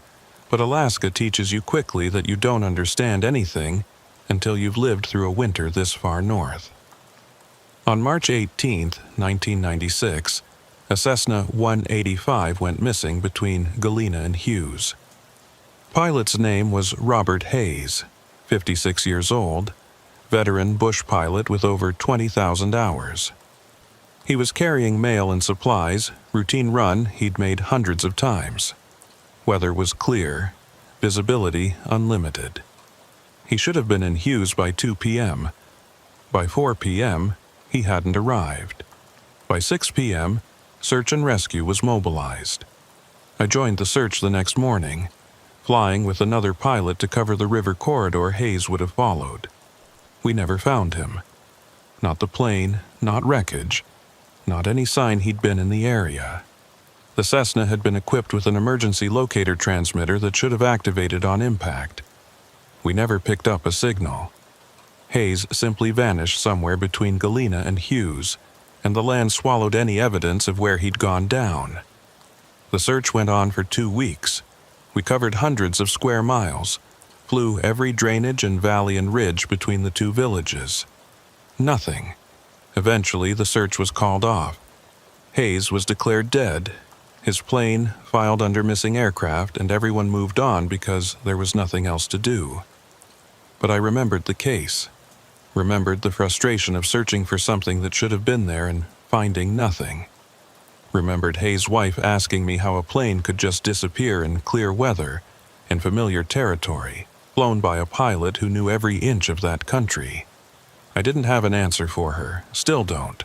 10 years later, in March of 2006, I was driving back to my post near Koyukuk when the radio crackled with a transmission that made my blood go cold. Galena traffic, Cessna 185 November 572 Lima Golf, requesting fuel. Current position approximately 15 miles north of Hughes on the Koyukuk River. ETA Galena 30 minutes. Need immediate fuel service on arrival. I pulled over and keyed my radio. Cessna 572 Lima Golf, this is Alaska State Trooper. Confirm your tail number. A pause, then 572 Lima Golf, affirmative. Why? Because 572 Lima Golf was Robert Hayes' tail number. The plane that had disappeared exactly 10 years ago to the day. I felt something cold spread through my chest. This had to be a mistake. Someone using a retired tail number, or a radio malfunction creating phantom transmissions. But the voice on the radio sounded normal, professional, just a pilot calling in his position and requesting fuel. I keyed the mic again. Cessna 572 Lima Golf, who am I speaking with? Another pause, longer this time. Then, this is Robert Hayes, pilot in command. Who is this? The world seemed to tilt. I sat in my truck on the side of the highway staring at the radio, trying to make sense of what I was hearing. Robert Hayes had been dead for 10 years. His plane had been missing for 10 years. This couldn't be him. But the voice was right. I'd listened to recordings of Hayes' radio transmissions during the search. I'd heard his voice on the Mayday call he'd made right before disappearing. This sounded exactly the same. I radioed dispatch in Fairbanks, reported what I was hearing. They confirmed they were receiving the same transmission. A Cessna 185 with a tail number that belonged to a plane lost in 1996, piloted by a man who had been legally dead for a decade. Dispatch tried to raise the aircraft. Cessna 572 Lima Golf, Fairbanks Dispatch, state your current position and condition. The response came back clear and steady. Position 15 miles north of Hughes, following the Koyukuk River south. Aircraft is in good condition but fuel is low. Need immediate service on arrival in Galena. I was 40 miles from Galena. I told dispatch I was heading there. I'd be on scene when the aircraft arrived. They coordinated with the Galena station to have fuel ready, to have people watching for an incoming Cessna. The drive to Galena felt like it took hours. My mind was racing, trying to find a rational explanation. A hoax, maybe. Someone with access to Hayes' old tail number and a recording of his voice playing some kind of sick game. But who would do that? And why? Or maybe Hayes had survived somehow. Maybe he'd been injured, had amnesia, had spent 10 years living in the bush before somehow finding his way back to civilization. It sounded impossible, but less impossible than a dead man flying a missing plane. I reached Galena at 4:30 p.m. The whole village was out, gathered near the runway, watching the sky for an incoming aircraft. The station manager had fuel ready. I positioned myself with a clear view of the approach path, radio in hand. The transmission came again at 4:45. Galena traffic. Cessna 572 Lima Golf, 5 miles north, inbound for fuel. Everyone looked north, scanning the sky. Clear weather, unlimited visibility. You could see for 30 miles. If there was a plane 5 miles out, we should have been able to spot it easily. Nothing. Empty sky. No engine noise, no glint of metal in the sun. Just silence and the wind and 24 people staring at nothing. The transmission continued. 3 miles north, entering left downwind for runway 32. The station manager was tracking with binoculars. "I don't see anything," he said. "There's no plane out there." But the radio kept transmitting. Turning base. Fuel still critically low. Need immediate service. And then, just as suddenly as it started, the transmission cut off. The radio went silent. We waited for 30 minutes, an hour, 2 hours. No plane arrived, no further transmissions. Just silence. I filed a report, documented everything we'd heard. Dispatch confirmed they'd recorded the transmissions. The voice analysis came back a week later. It was a 73% match for Robert Hayes. Not perfect, but close enough to be the same person accounting for age and radio distortion. But there was no plane, no radar contact, no visual sighting, no indication that any aircraft had been in the area. Just a voice on the radio, calling in positions and requesting fuel, coming from an aircraft that didn't exist. I tried to dismiss it. Atmospheric anomaly, maybe. Sometimes radio waves bounce off the ionosphere in strange ways, carry transmissions from hundreds or thousands of miles away. Maybe we'd picked up someone else's call sign, mistook it for Hayes' old number. But the timing bothered me. March 18th, exactly 10 years after Hayes disappeared. And the call had come from the same area where he'd last been seen. I went to visit Hayes' widow. She'd remarried, moved to Fairbanks, built a new life. I didn't want to disturb her with this, didn't want to dredge up old pain. But I felt she deserved to know what we'd heard. She listened quietly while I explained the transmission. When I finished, she was silent for a long time. Then she said something that made my skin crawl. He called me that day, March 18th, 1996. About an hour before he disappeared. He said he was seeing something strange. Fog rolling in from the north even though the weather was clear. He said it looked wrong. Not like normal fog, thick and dark and moving too fast.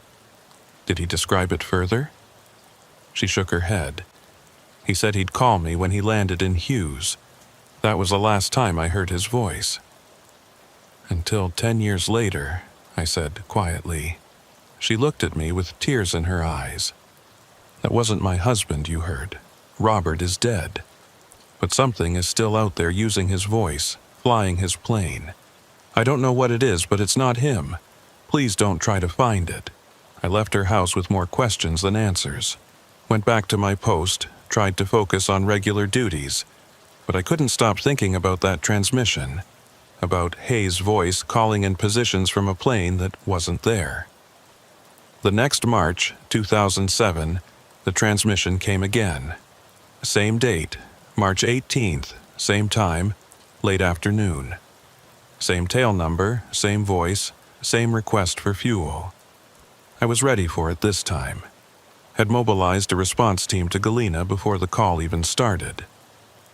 We had multiple observers with binoculars, someone tracking with radar, everything we could think of to catch whatever was happening.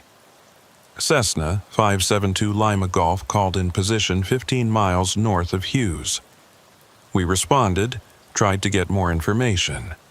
The pilot, identifying himself as Robert Hayes, said he was low on fuel, needed immediate service. He called out standard position reports as he approached Galena. And again, nothing. No visual contact, no radar return, no engine noise. Just a voice on the radio, flying an invisible plane, requesting help that we couldn't provide. The transmissions became annual. Every March 18th, right around the same time, Hayes' voice would come through on the radio. Same position, same route, same request for fuel, and every year, we'd mobilize and watch and listen and see nothing. By 2010, I'd been dealing with this for 4 years. I'd documented everything, sent reports to every aviation authority I could think of. Most of them dismissed it as a hoax or equipment malfunction. But I knew what I was hearing. That was Robert Hayes' voice calling from his missing plane, asking for fuel he'd never receive. I started doing research, digging through old files, looking for similar cases, and I found them. Scattered reports going back decades of aircraft transmissions from planes that had gone missing. Always on the anniversary of their disappearance. Always the same voice, the same requests. Always ending with no contact and no resolution. There was a Piper Cub that had crashed near Fairbanks in 1978. Every April, on the anniversary, someone reported hearing its tail number calling in distress. A twin otter that went down in the Brooks Range in 1989, still transmitting Mayday calls every November on the date it disappeared. It was happening all over Alaska. Planes that had been lost, pilots who had died, somehow continuing to fly in some parallel space that occasionally intersected with ours. Their voices reaching across whatever boundary separates the living from the dead, asking for help that would never arrive. In March of 2012, I decided to try something different. When the transmission came through, when Hayes called in his position 15 miles north of Hughes, I didn't just acknowledge. I asked a question. "Robert, this is Alaska State Trooper. Can you see us? Do you know what happened to you?" Silence. Then, tentative, "I see the river, I see the trees, but the villages look wrong. Empty. Like everyone left. Robert, you've been missing for 16 years. We've been trying to find you since 1996. The response came slowly, confused. "That's not possible. I took off from Galena this morning. It's March 18th, 1996. I'm just running mail to Hughes." "Robert, listen to me. Today is March 18th, 2012. 16 years have passed. Your plane went missing. We searched for weeks. We never found you." Long silence, then, "I can see Galena ahead, the runway. I'm low on fuel. I need to land. You can try. We're here. We're watching. If you can land, we'll help you. I'm turning final now. Gear down. Flaps set. Coming in to land." We watch the empty sky. Watch the empty runway. No plane. No sound. Nothing. Then, quietly from the radio, "I can't. I'm not. Something's wrong. The runway is there, but I can't reach it. I'm trying to descend, but nothing changes. The altimeter shows 200 feet, but I'm not getting closer. The transmission cut off mid-sentence. We waited for an hour. No further contact. Hayes was gone again. Disappeared into whatever space he'd been flying through for 16 years. But that conversation changed something. Because now I knew Hayes didn't understand what had happened to him. He was still flying that route. Still trying to deliver mail to Hughes, still living March 18th, 1996 over and over, trapped in the moment of his disappearance, unable to move forward or land or escape. The transmissions continued annually. Each year, I tried to talk to Hayes, tried to get more information. He was always confused, always certain it was 1996, always asking for fuel to complete a flight he'd never finish. And each year, he got a little bit more desperate. By 2015, his voice had changed. Still recognizable, still Hayes, but strained, frightened. He started describing things he saw outside his window. Dark shapes moving alongside the plane. Fog that followed him, thick and cold. Sounds that came through the aircraft hull, sounds that didn't belong. In March of 2016, the transmission was different. Hayes called in his position as usual, but his voice was panicked, urgent. There's something out here with me. It's been following since Galena. Every time I look over my shoulder, I see it in the distance. Getting closer. I need to land. Please, I need to land now. Robert, we can't see you. Try to remain calm. You don't understand. It's right there, right outside the cockpit, looking in at me. It knows I'm here. It's been waiting for this. What do you see, Robert? I see. His voice broke. I see what happened. I see what took me. The fog. It wasn't fog. It was something else. Something that feeds on moments, on people caught between. I've been here for, how long did you say? 20 years. Today is March 18th, 2016. 20 years. His voice was hollow.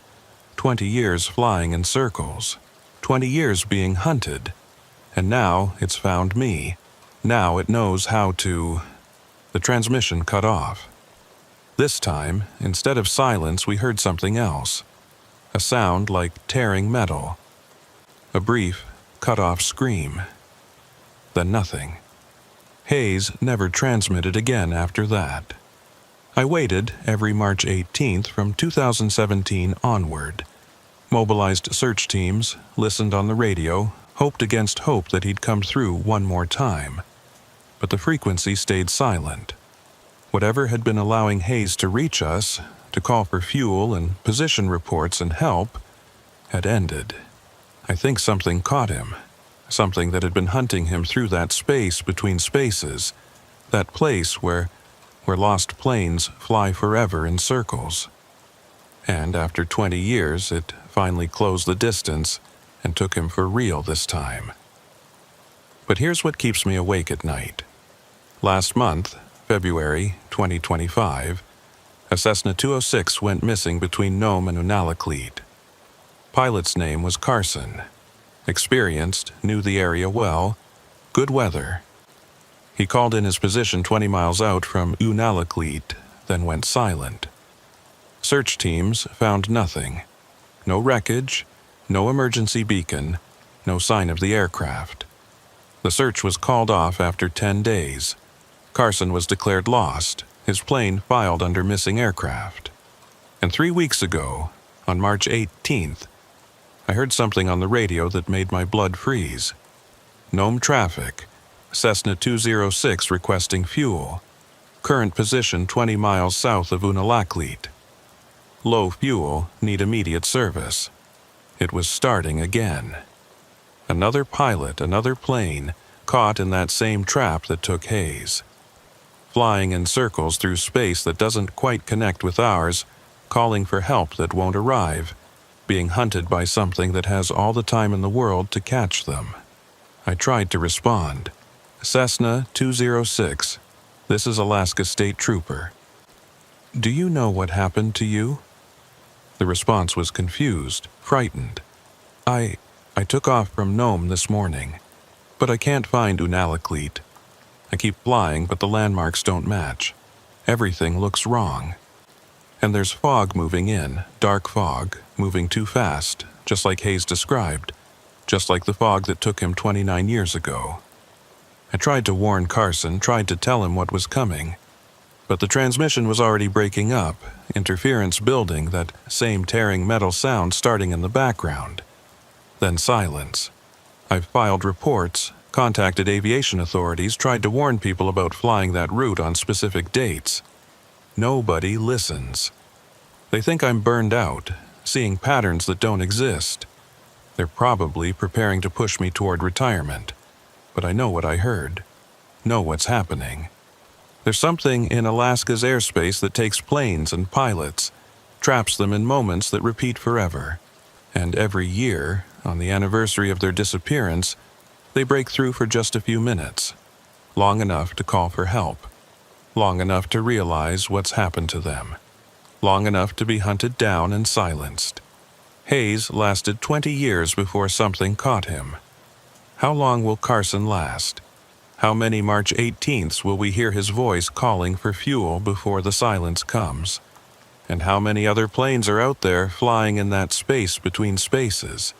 How many other pilots are calling for help on frequencies we're not monitoring, on dates we don't know are significant? I'm 68 years old now.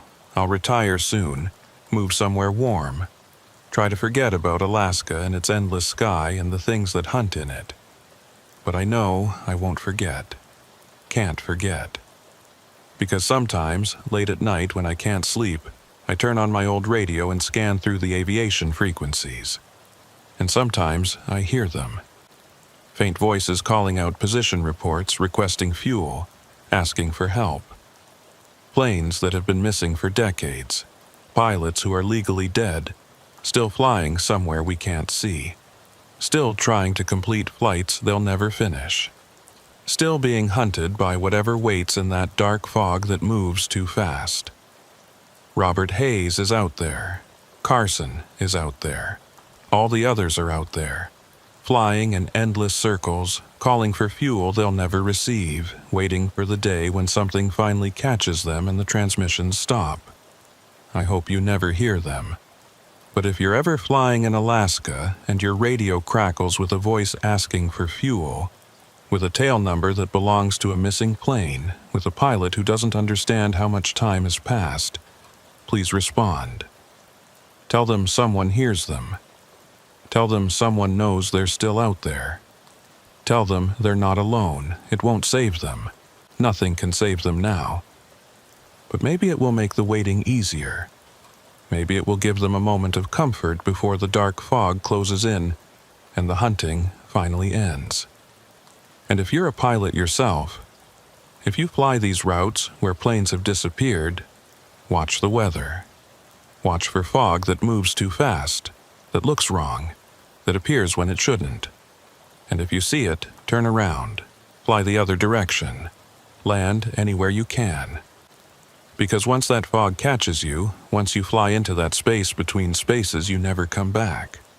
You just fly in circles forever, calling for fuel you'll never receive, being hunted by something that has infinite patience and infinite hunger. Robert Hayes learned that lesson. Carson is learning it now. And somewhere out there in Alaska's endless sky, right this moment, they're flying. Still calling for help. Still trying to land at airports they can't quite reach. Still running from something that will eventually catch them. I hear them sometimes when I sleep.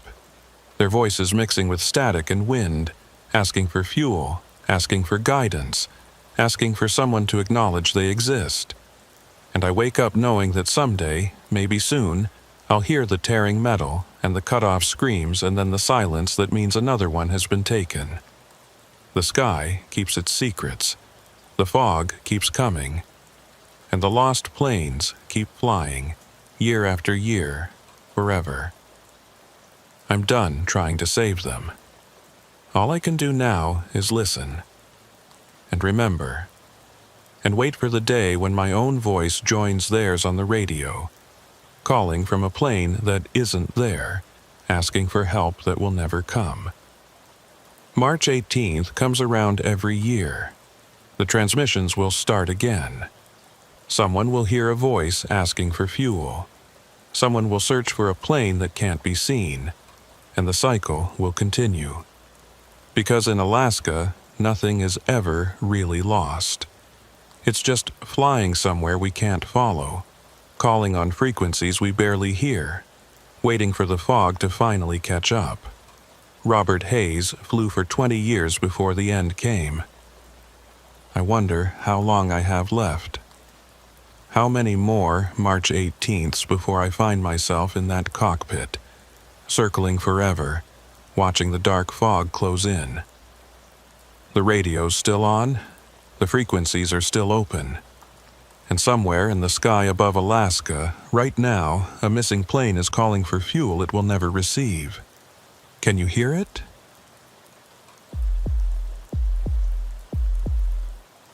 People who've never been to Alaska don't understand what darkness means up here.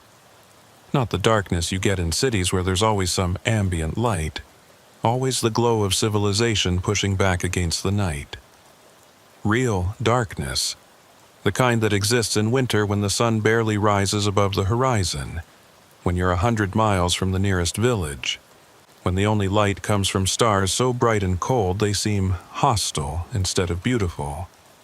I spent 17 years working the western interior, covering everything from the Kuskokwim drainage north to the Kobuk River.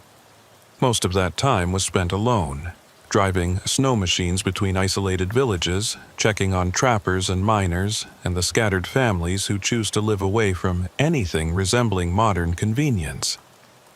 You get used to the darkness, learn to navigate by starlight and the faint glow of snow. Learn to trust your instincts when your eyes tell you nothing. But there are places where the darkness feels different, where it seems to have weight and intent, where you get the sense that something old and aware is watching from just beyond your vision, patient and hungry and absolutely certain you'll make a mistake that lets it get closer. The lake I'm going to tell you about is one of those places. I first heard about it in December of 2008 from a trapper named Archer who worked the country north of Holy Cross. We were having coffee at the village store, trading information about trail conditions and weather. He mentioned he'd stopped using a line of traps along a lake about 40 miles northeast of the village. Said the place gave him bad feelings, that the last time he'd been there he'd seen things that didn't make sense. I asked what he'd seen. He took a long time answering, like he was trying to find words for something he didn't fully understand. "Lights?" he finally said. On the ice, a straight line of them running from the south shore to the north, maybe 30 or 40 lights total. They looked like lanterns or headlamps, perfectly spaced, too regular to be natural. He'd watched them for maybe 20 minutes from the tree line, trying to figure out what they were. At first he'd thought maybe it was a group crossing the lake, but the lights didn't move. They just sat there on the ice, glowing steady and bright in the darkness. Eventually, he'd started walking toward them to investigate, but as he got closer, the lights began to go out. Not all at once. One at a time, starting from the ends and working toward the middle. By the time he reached the ice, they were all gone. He'd checked the spot with his flashlight looking for any sign of what had created them. Found nothing. No tracks, no equipment, no indication anyone had been there. Just smooth, undisturbed ice. He'd left after that and never went back to that lake. Said it wasn't worth the trap line. Too far from other routes, too isolated, and something about it made his skin crawl in a way he couldn't explain. I filed the story away as interesting, but probably explainable. Ice does weird things with light. Reflected starlight, maybe, or some kind of natural phenomenon involving methane bubbles or minerals in the frozen water. Strange, but not necessarily supernatural. I didn't think about it again until January of 2009, when 3 ice fishermen went missing from a lake north of Holy Cross. The fishermen were local men, all experienced, who'd gone out to check their tip-ups and didn't come back. Family members went looking for them the next day and found their truck parked at the lake access point. On the ice, about 200 yards out, they found a tent set up with gear inside. The fishermen's snow machines were parked nearby, engines cold, but no sign of the men themselves. Search and rescue was mobilized. I flew out with a team to coordinate the search. When I saw the lake, something about it struck me as familiar, but I couldn't place why. It was a good-sized body of water, maybe 3 miles long and a mile wide, surrounded by spruce forest. Nothing unusual about its appearance, just another frozen lake in a landscape full of them. We searched for 3 days, checked the entire lake surface, the surrounding forest, every drainage and trail within 10 miles. Found nothing. The men had simply vanished, leaving behind their gear, their transportation, everything they'd need to survive. On the 3rd day, I was talking to one of the family members about where the men had been fishing. He pointed to a spot on the north side of the lake. "Right about there," he said. "That's where their main camp was." They had tip-ups and a line running south across the ice. A line. The word triggered something in my memory. I asked if the men had mentioned seeing anything unusual before they disappeared. Any lights, any strange activity on the lake? The family member gave me an odd look. "Funny you should ask. My brother called me the night before they disappeared. Said they'd seen lights on the ice the previous evening, a straight line of them running across the lake. They'd thought it was another party of fishermen and went out to say hello, but when they got close, the lights went out. They'd searched around but couldn't find anyone." That's when I remembered Archer's story. The trapper who'd seen lights on a lake north of Holy Cross. Lights that went out when you approached them. I got a map and checked the coordinates. Same lake. The fisherman had disappeared from the exact lake where Archer had seen his unexplained lights. I went to talk to Archer that evening, told him about the missing fisherman. He listened quietly, then said something that made my blood run cold. I should have warned people about that place, should have reported what I saw, but I didn't want to sound crazy. Now 3 men are gone because I kept quiet. I told him it wasn't his fault, that even if he'd reported the lights, there's no way anyone would have connected them to missing persons. But he didn't look convinced. He asked if I was planning to keep searching. I said we'd keep the case active, but without leads or evidence, there wasn't much more we could do. He nodded slowly, then said, "If you go back to that lake, don't go at night. Whatever those lights are, they're a lure. Something wants people to come investigate, and anyone who does, doesn't come back." I filed my report on the missing fishermen, documenting everything we'd found, and noting the strange lights as a potential factor. The case stayed open, but the search was officially called off after a week. Without bodies or evidence of foul play, there was nothing more we could do. But I couldn't let it go. 3 men didn't just evaporate from the middle of a frozen lake. Something had happened to them, and the lights were the key to understanding what. I started researching the lake, digging through old files and talking to elders in Holy Cross who might know its history. What I learned made me wish I'd left it alone. The lake didn't have an official name. On maps it was just labeled lake without any designation. But the local Athabascan people had a name for it. They called it something that translated roughly to the place where light takes you. And they'd been avoiding it for generations. An elder named Joseph told me the story. Long before white people came to Alaska, his ancestors had used that lake for fishing. Good fishing, lots of pike and whitefish. But every few years someone would disappear there. Always in winter, always at night. They'd see lights on the ice, go to investigate, and never return.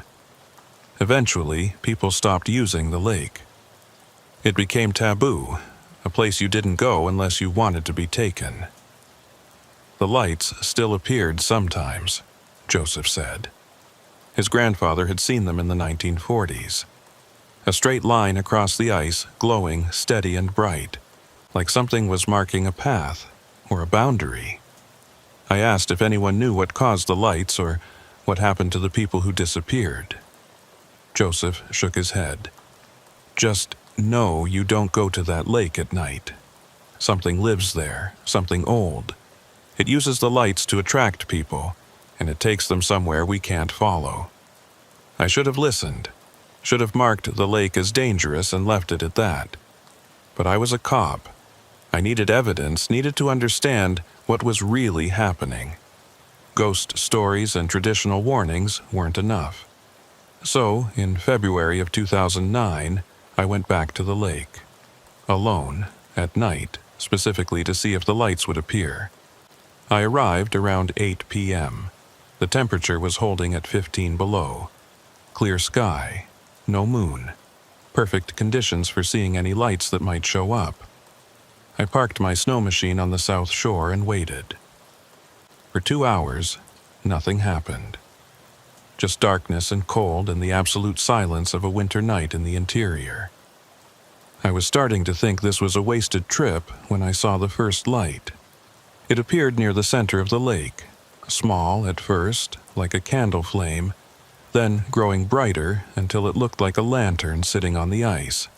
As I watched, a second light appeared about 50 feet away from the first, then a third, then more, forming a line that stretched from the south shore, where I sat, all the way to the north shore on the far side of the lake. They were perfectly spaced, perfectly aligned. Maybe 40 lights total, each one glowing with steady, warm light that didn't flicker or fade. They looked exactly like lanterns or headlamps, the kind you'd use to mark a trail across the ice. I stood up, trying to see any movement around the lights. Nothing. Just the lights themselves sitting impossibly on the frozen surface. I should have left then. Should have gotten on my machine and headed back to the village. But I needed to know. Needed to see what they were up close, to understand what was creating them. I started walking out onto the ice, following the line of lights toward the center of the lake. My boots crunched on the frozen surface, the sound carrying in the still air.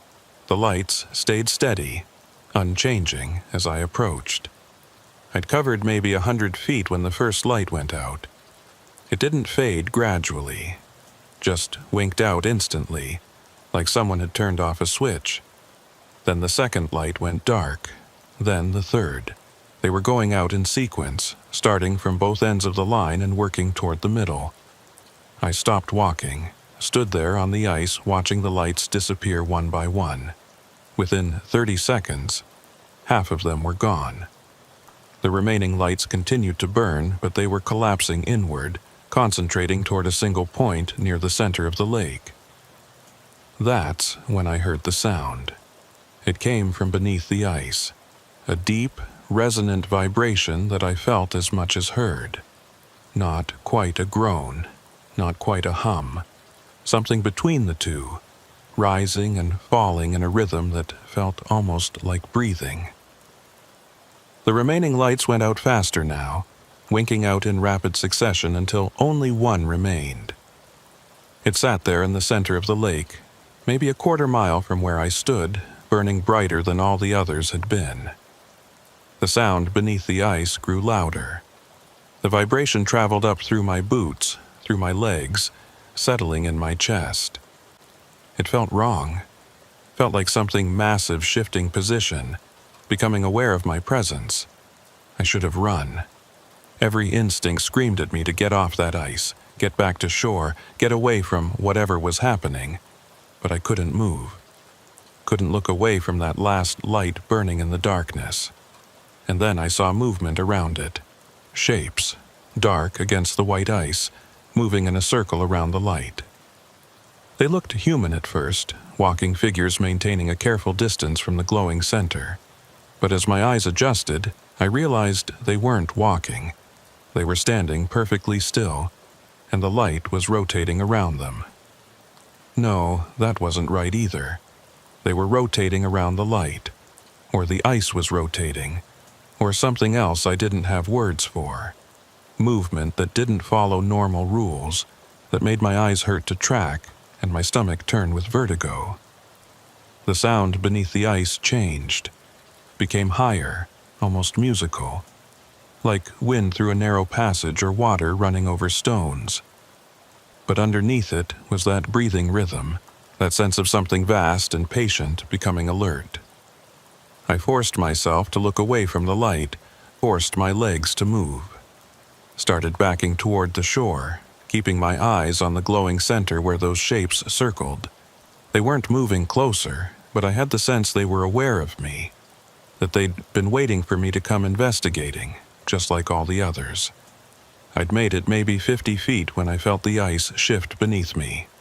Not crack, not break, just shift, like the entire lake had tilted slightly, changing its orientation. I stumbled, caught my balance, looked back at the shore. It was further away than it should have been. I'd only walked 100 feet out onto the ice, but the shore looked like it was a quarter-mile distant now. The trees were tiny, the outline of my snow machine barely visible. The light in the center of the lake flared brighter. The shapes around it stopped their rotation and turned to face me. I couldn't make out details, couldn't tell if they were human or something else. Just dark silhouettes against the glowing ice, watching. The sound beneath my feet became words, or almost words. Syllables that might have been language once but had been worn smooth by time and repetition. They rose through the ice, through my boots, resonating in my bones. Come see, come stay, come join the circle, come to the light. I ran. Didn't care about looking rational or professional or brave. Just ran for the shore. My boots slipping on the ice, my breath coming in ragged gasps. Behind me, the light grew brighter still, casting long shadows that reached toward me like grasping hands. The shore wasn't getting closer. I ran for what felt like 5 minutes, ran until my lungs burned and my legs ached, and the tree line stayed distant. The ice beneath me kept shifting, kept reorienting, keeping me the same distance from safety. The shapes had started moving now. Not walking, but gliding, sliding across the ice toward me. Their shadows were impossibly long, stretching and warping, reaching ahead of their bodies. I stopped running, realized it was futile. The lake didn't want to let me go. It had taken the fishermen, had taken Archer's predecessor, had taken everyone who'd come to investigate the lights over decades or centuries. Now it wanted me. The shapes were close enough now that I could see details. They were human, or had been once, wearing winter gear that looked old, decades out of style. Their faces were wrong, though. Too pale, too still. They moved without walking, their feet not quite touching the ice. Behind them, the light had changed. It wasn't a single point anymore, but a tear in the ice. A gap that showed something underneath, something that wasn't water or darkness, but a space that hurt to look at. The breathing sound was coming from that gap, along with a cold that had nothing to do with winter. The figures stopped about 20 feet away from me, formed a circle, keeping their distance but blocking any escape. One of them spoke, his voice flat and emotionless. "Stay. Join us. The light needs witnesses. The light needs fuel." "What are you?" I asked, though I wasn't sure I wanted an answer. "We're what's left. We came to see the lights. Now we show the lights to others. Now we help it feed." The gap in the ice was widening. I could see movement in the space beneath, something large and pale shifting in impossible directions. The breathing sound had become a roar, wind and water, and something else pouring out of that gap. I reached for my radio, keyed the mic with shaking hands. If I was going to disappear like the others, at least I could leave a record. At least someone would know what happened. Trooper calling any station. I'm on the lake north of Holy Cross. There are lights on the ice. There are people who aren't people. There's something beneath the frozen surface. If anyone hears this, stay away from this lake. Don't investigate the lights. Don't. One of the figures glided closer, reached out to touch my radio. Where his hand made contact, the device went cold, then cracked into pieces. The plastic shattered, the electronics sparked briefly, then died. No messages, the figure said. No warnings. The light doesn't want to be avoided. It wants to be seen, wants to be investigated, wants to take. The gap in the ice had spread until it surrounded us. A perfect circle maybe 40 feet across. The light coming from underneath was getting brighter, harsh, and cold. I could feel it pulling at me, not physically, but something deeper. Like it was trying to reach into my chest and pull out whatever made me alive.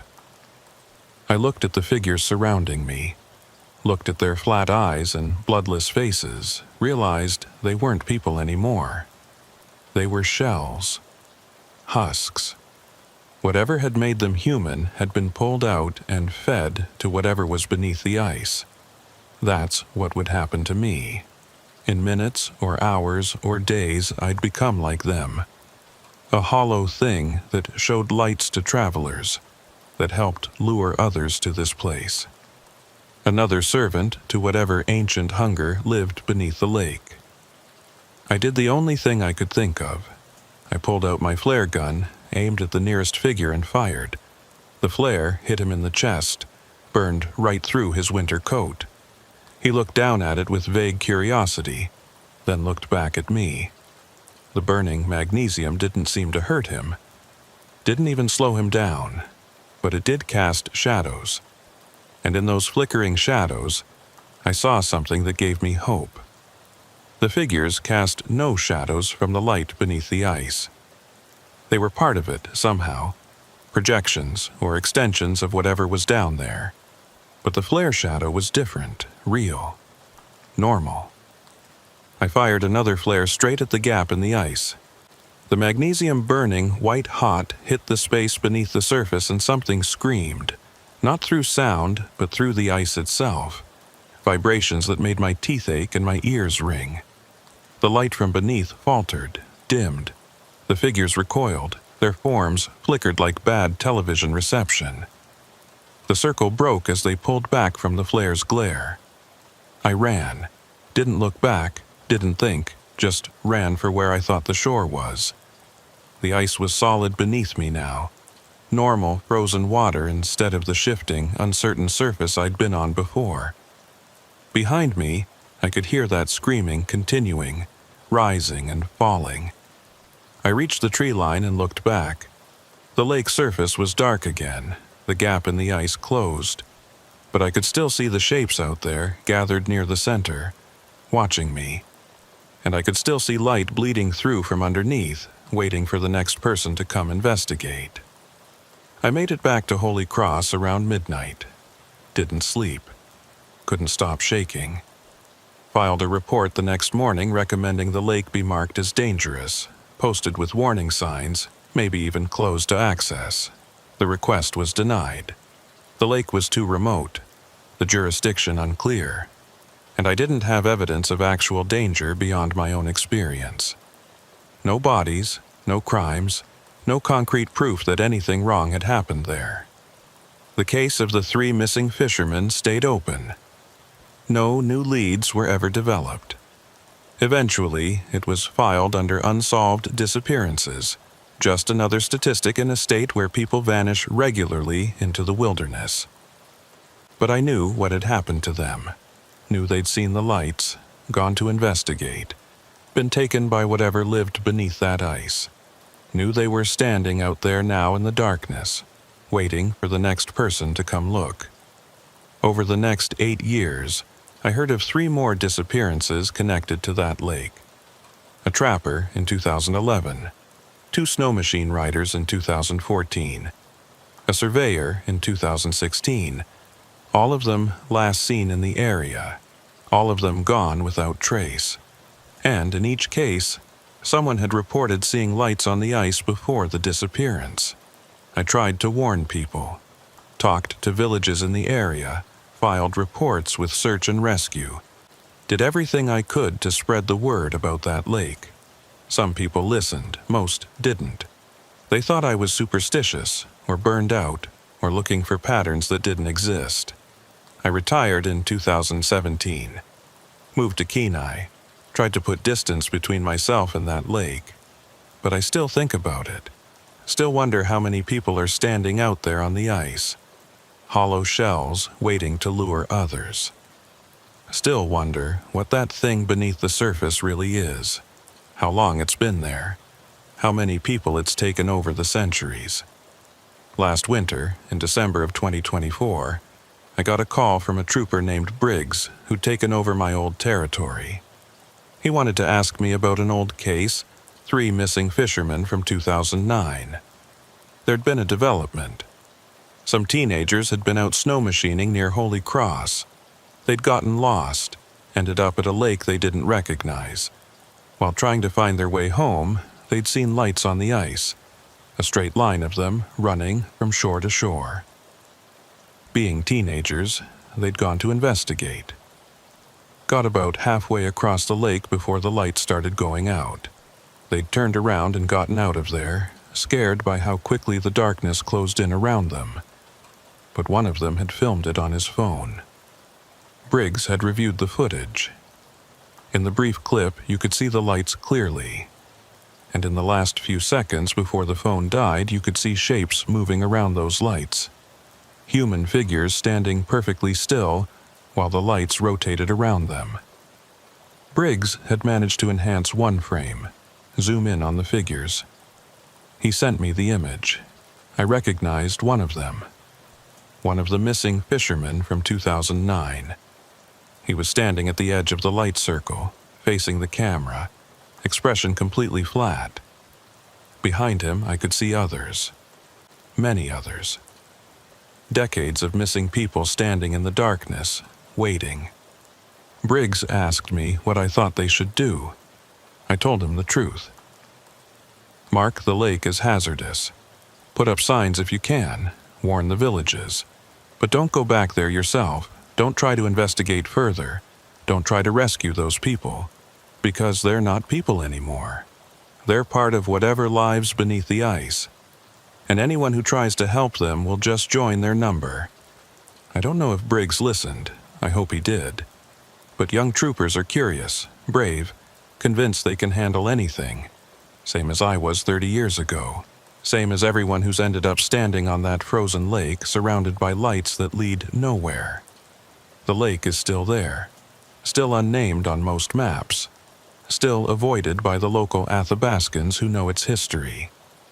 Still taking people who see its lights and can't resist investigating.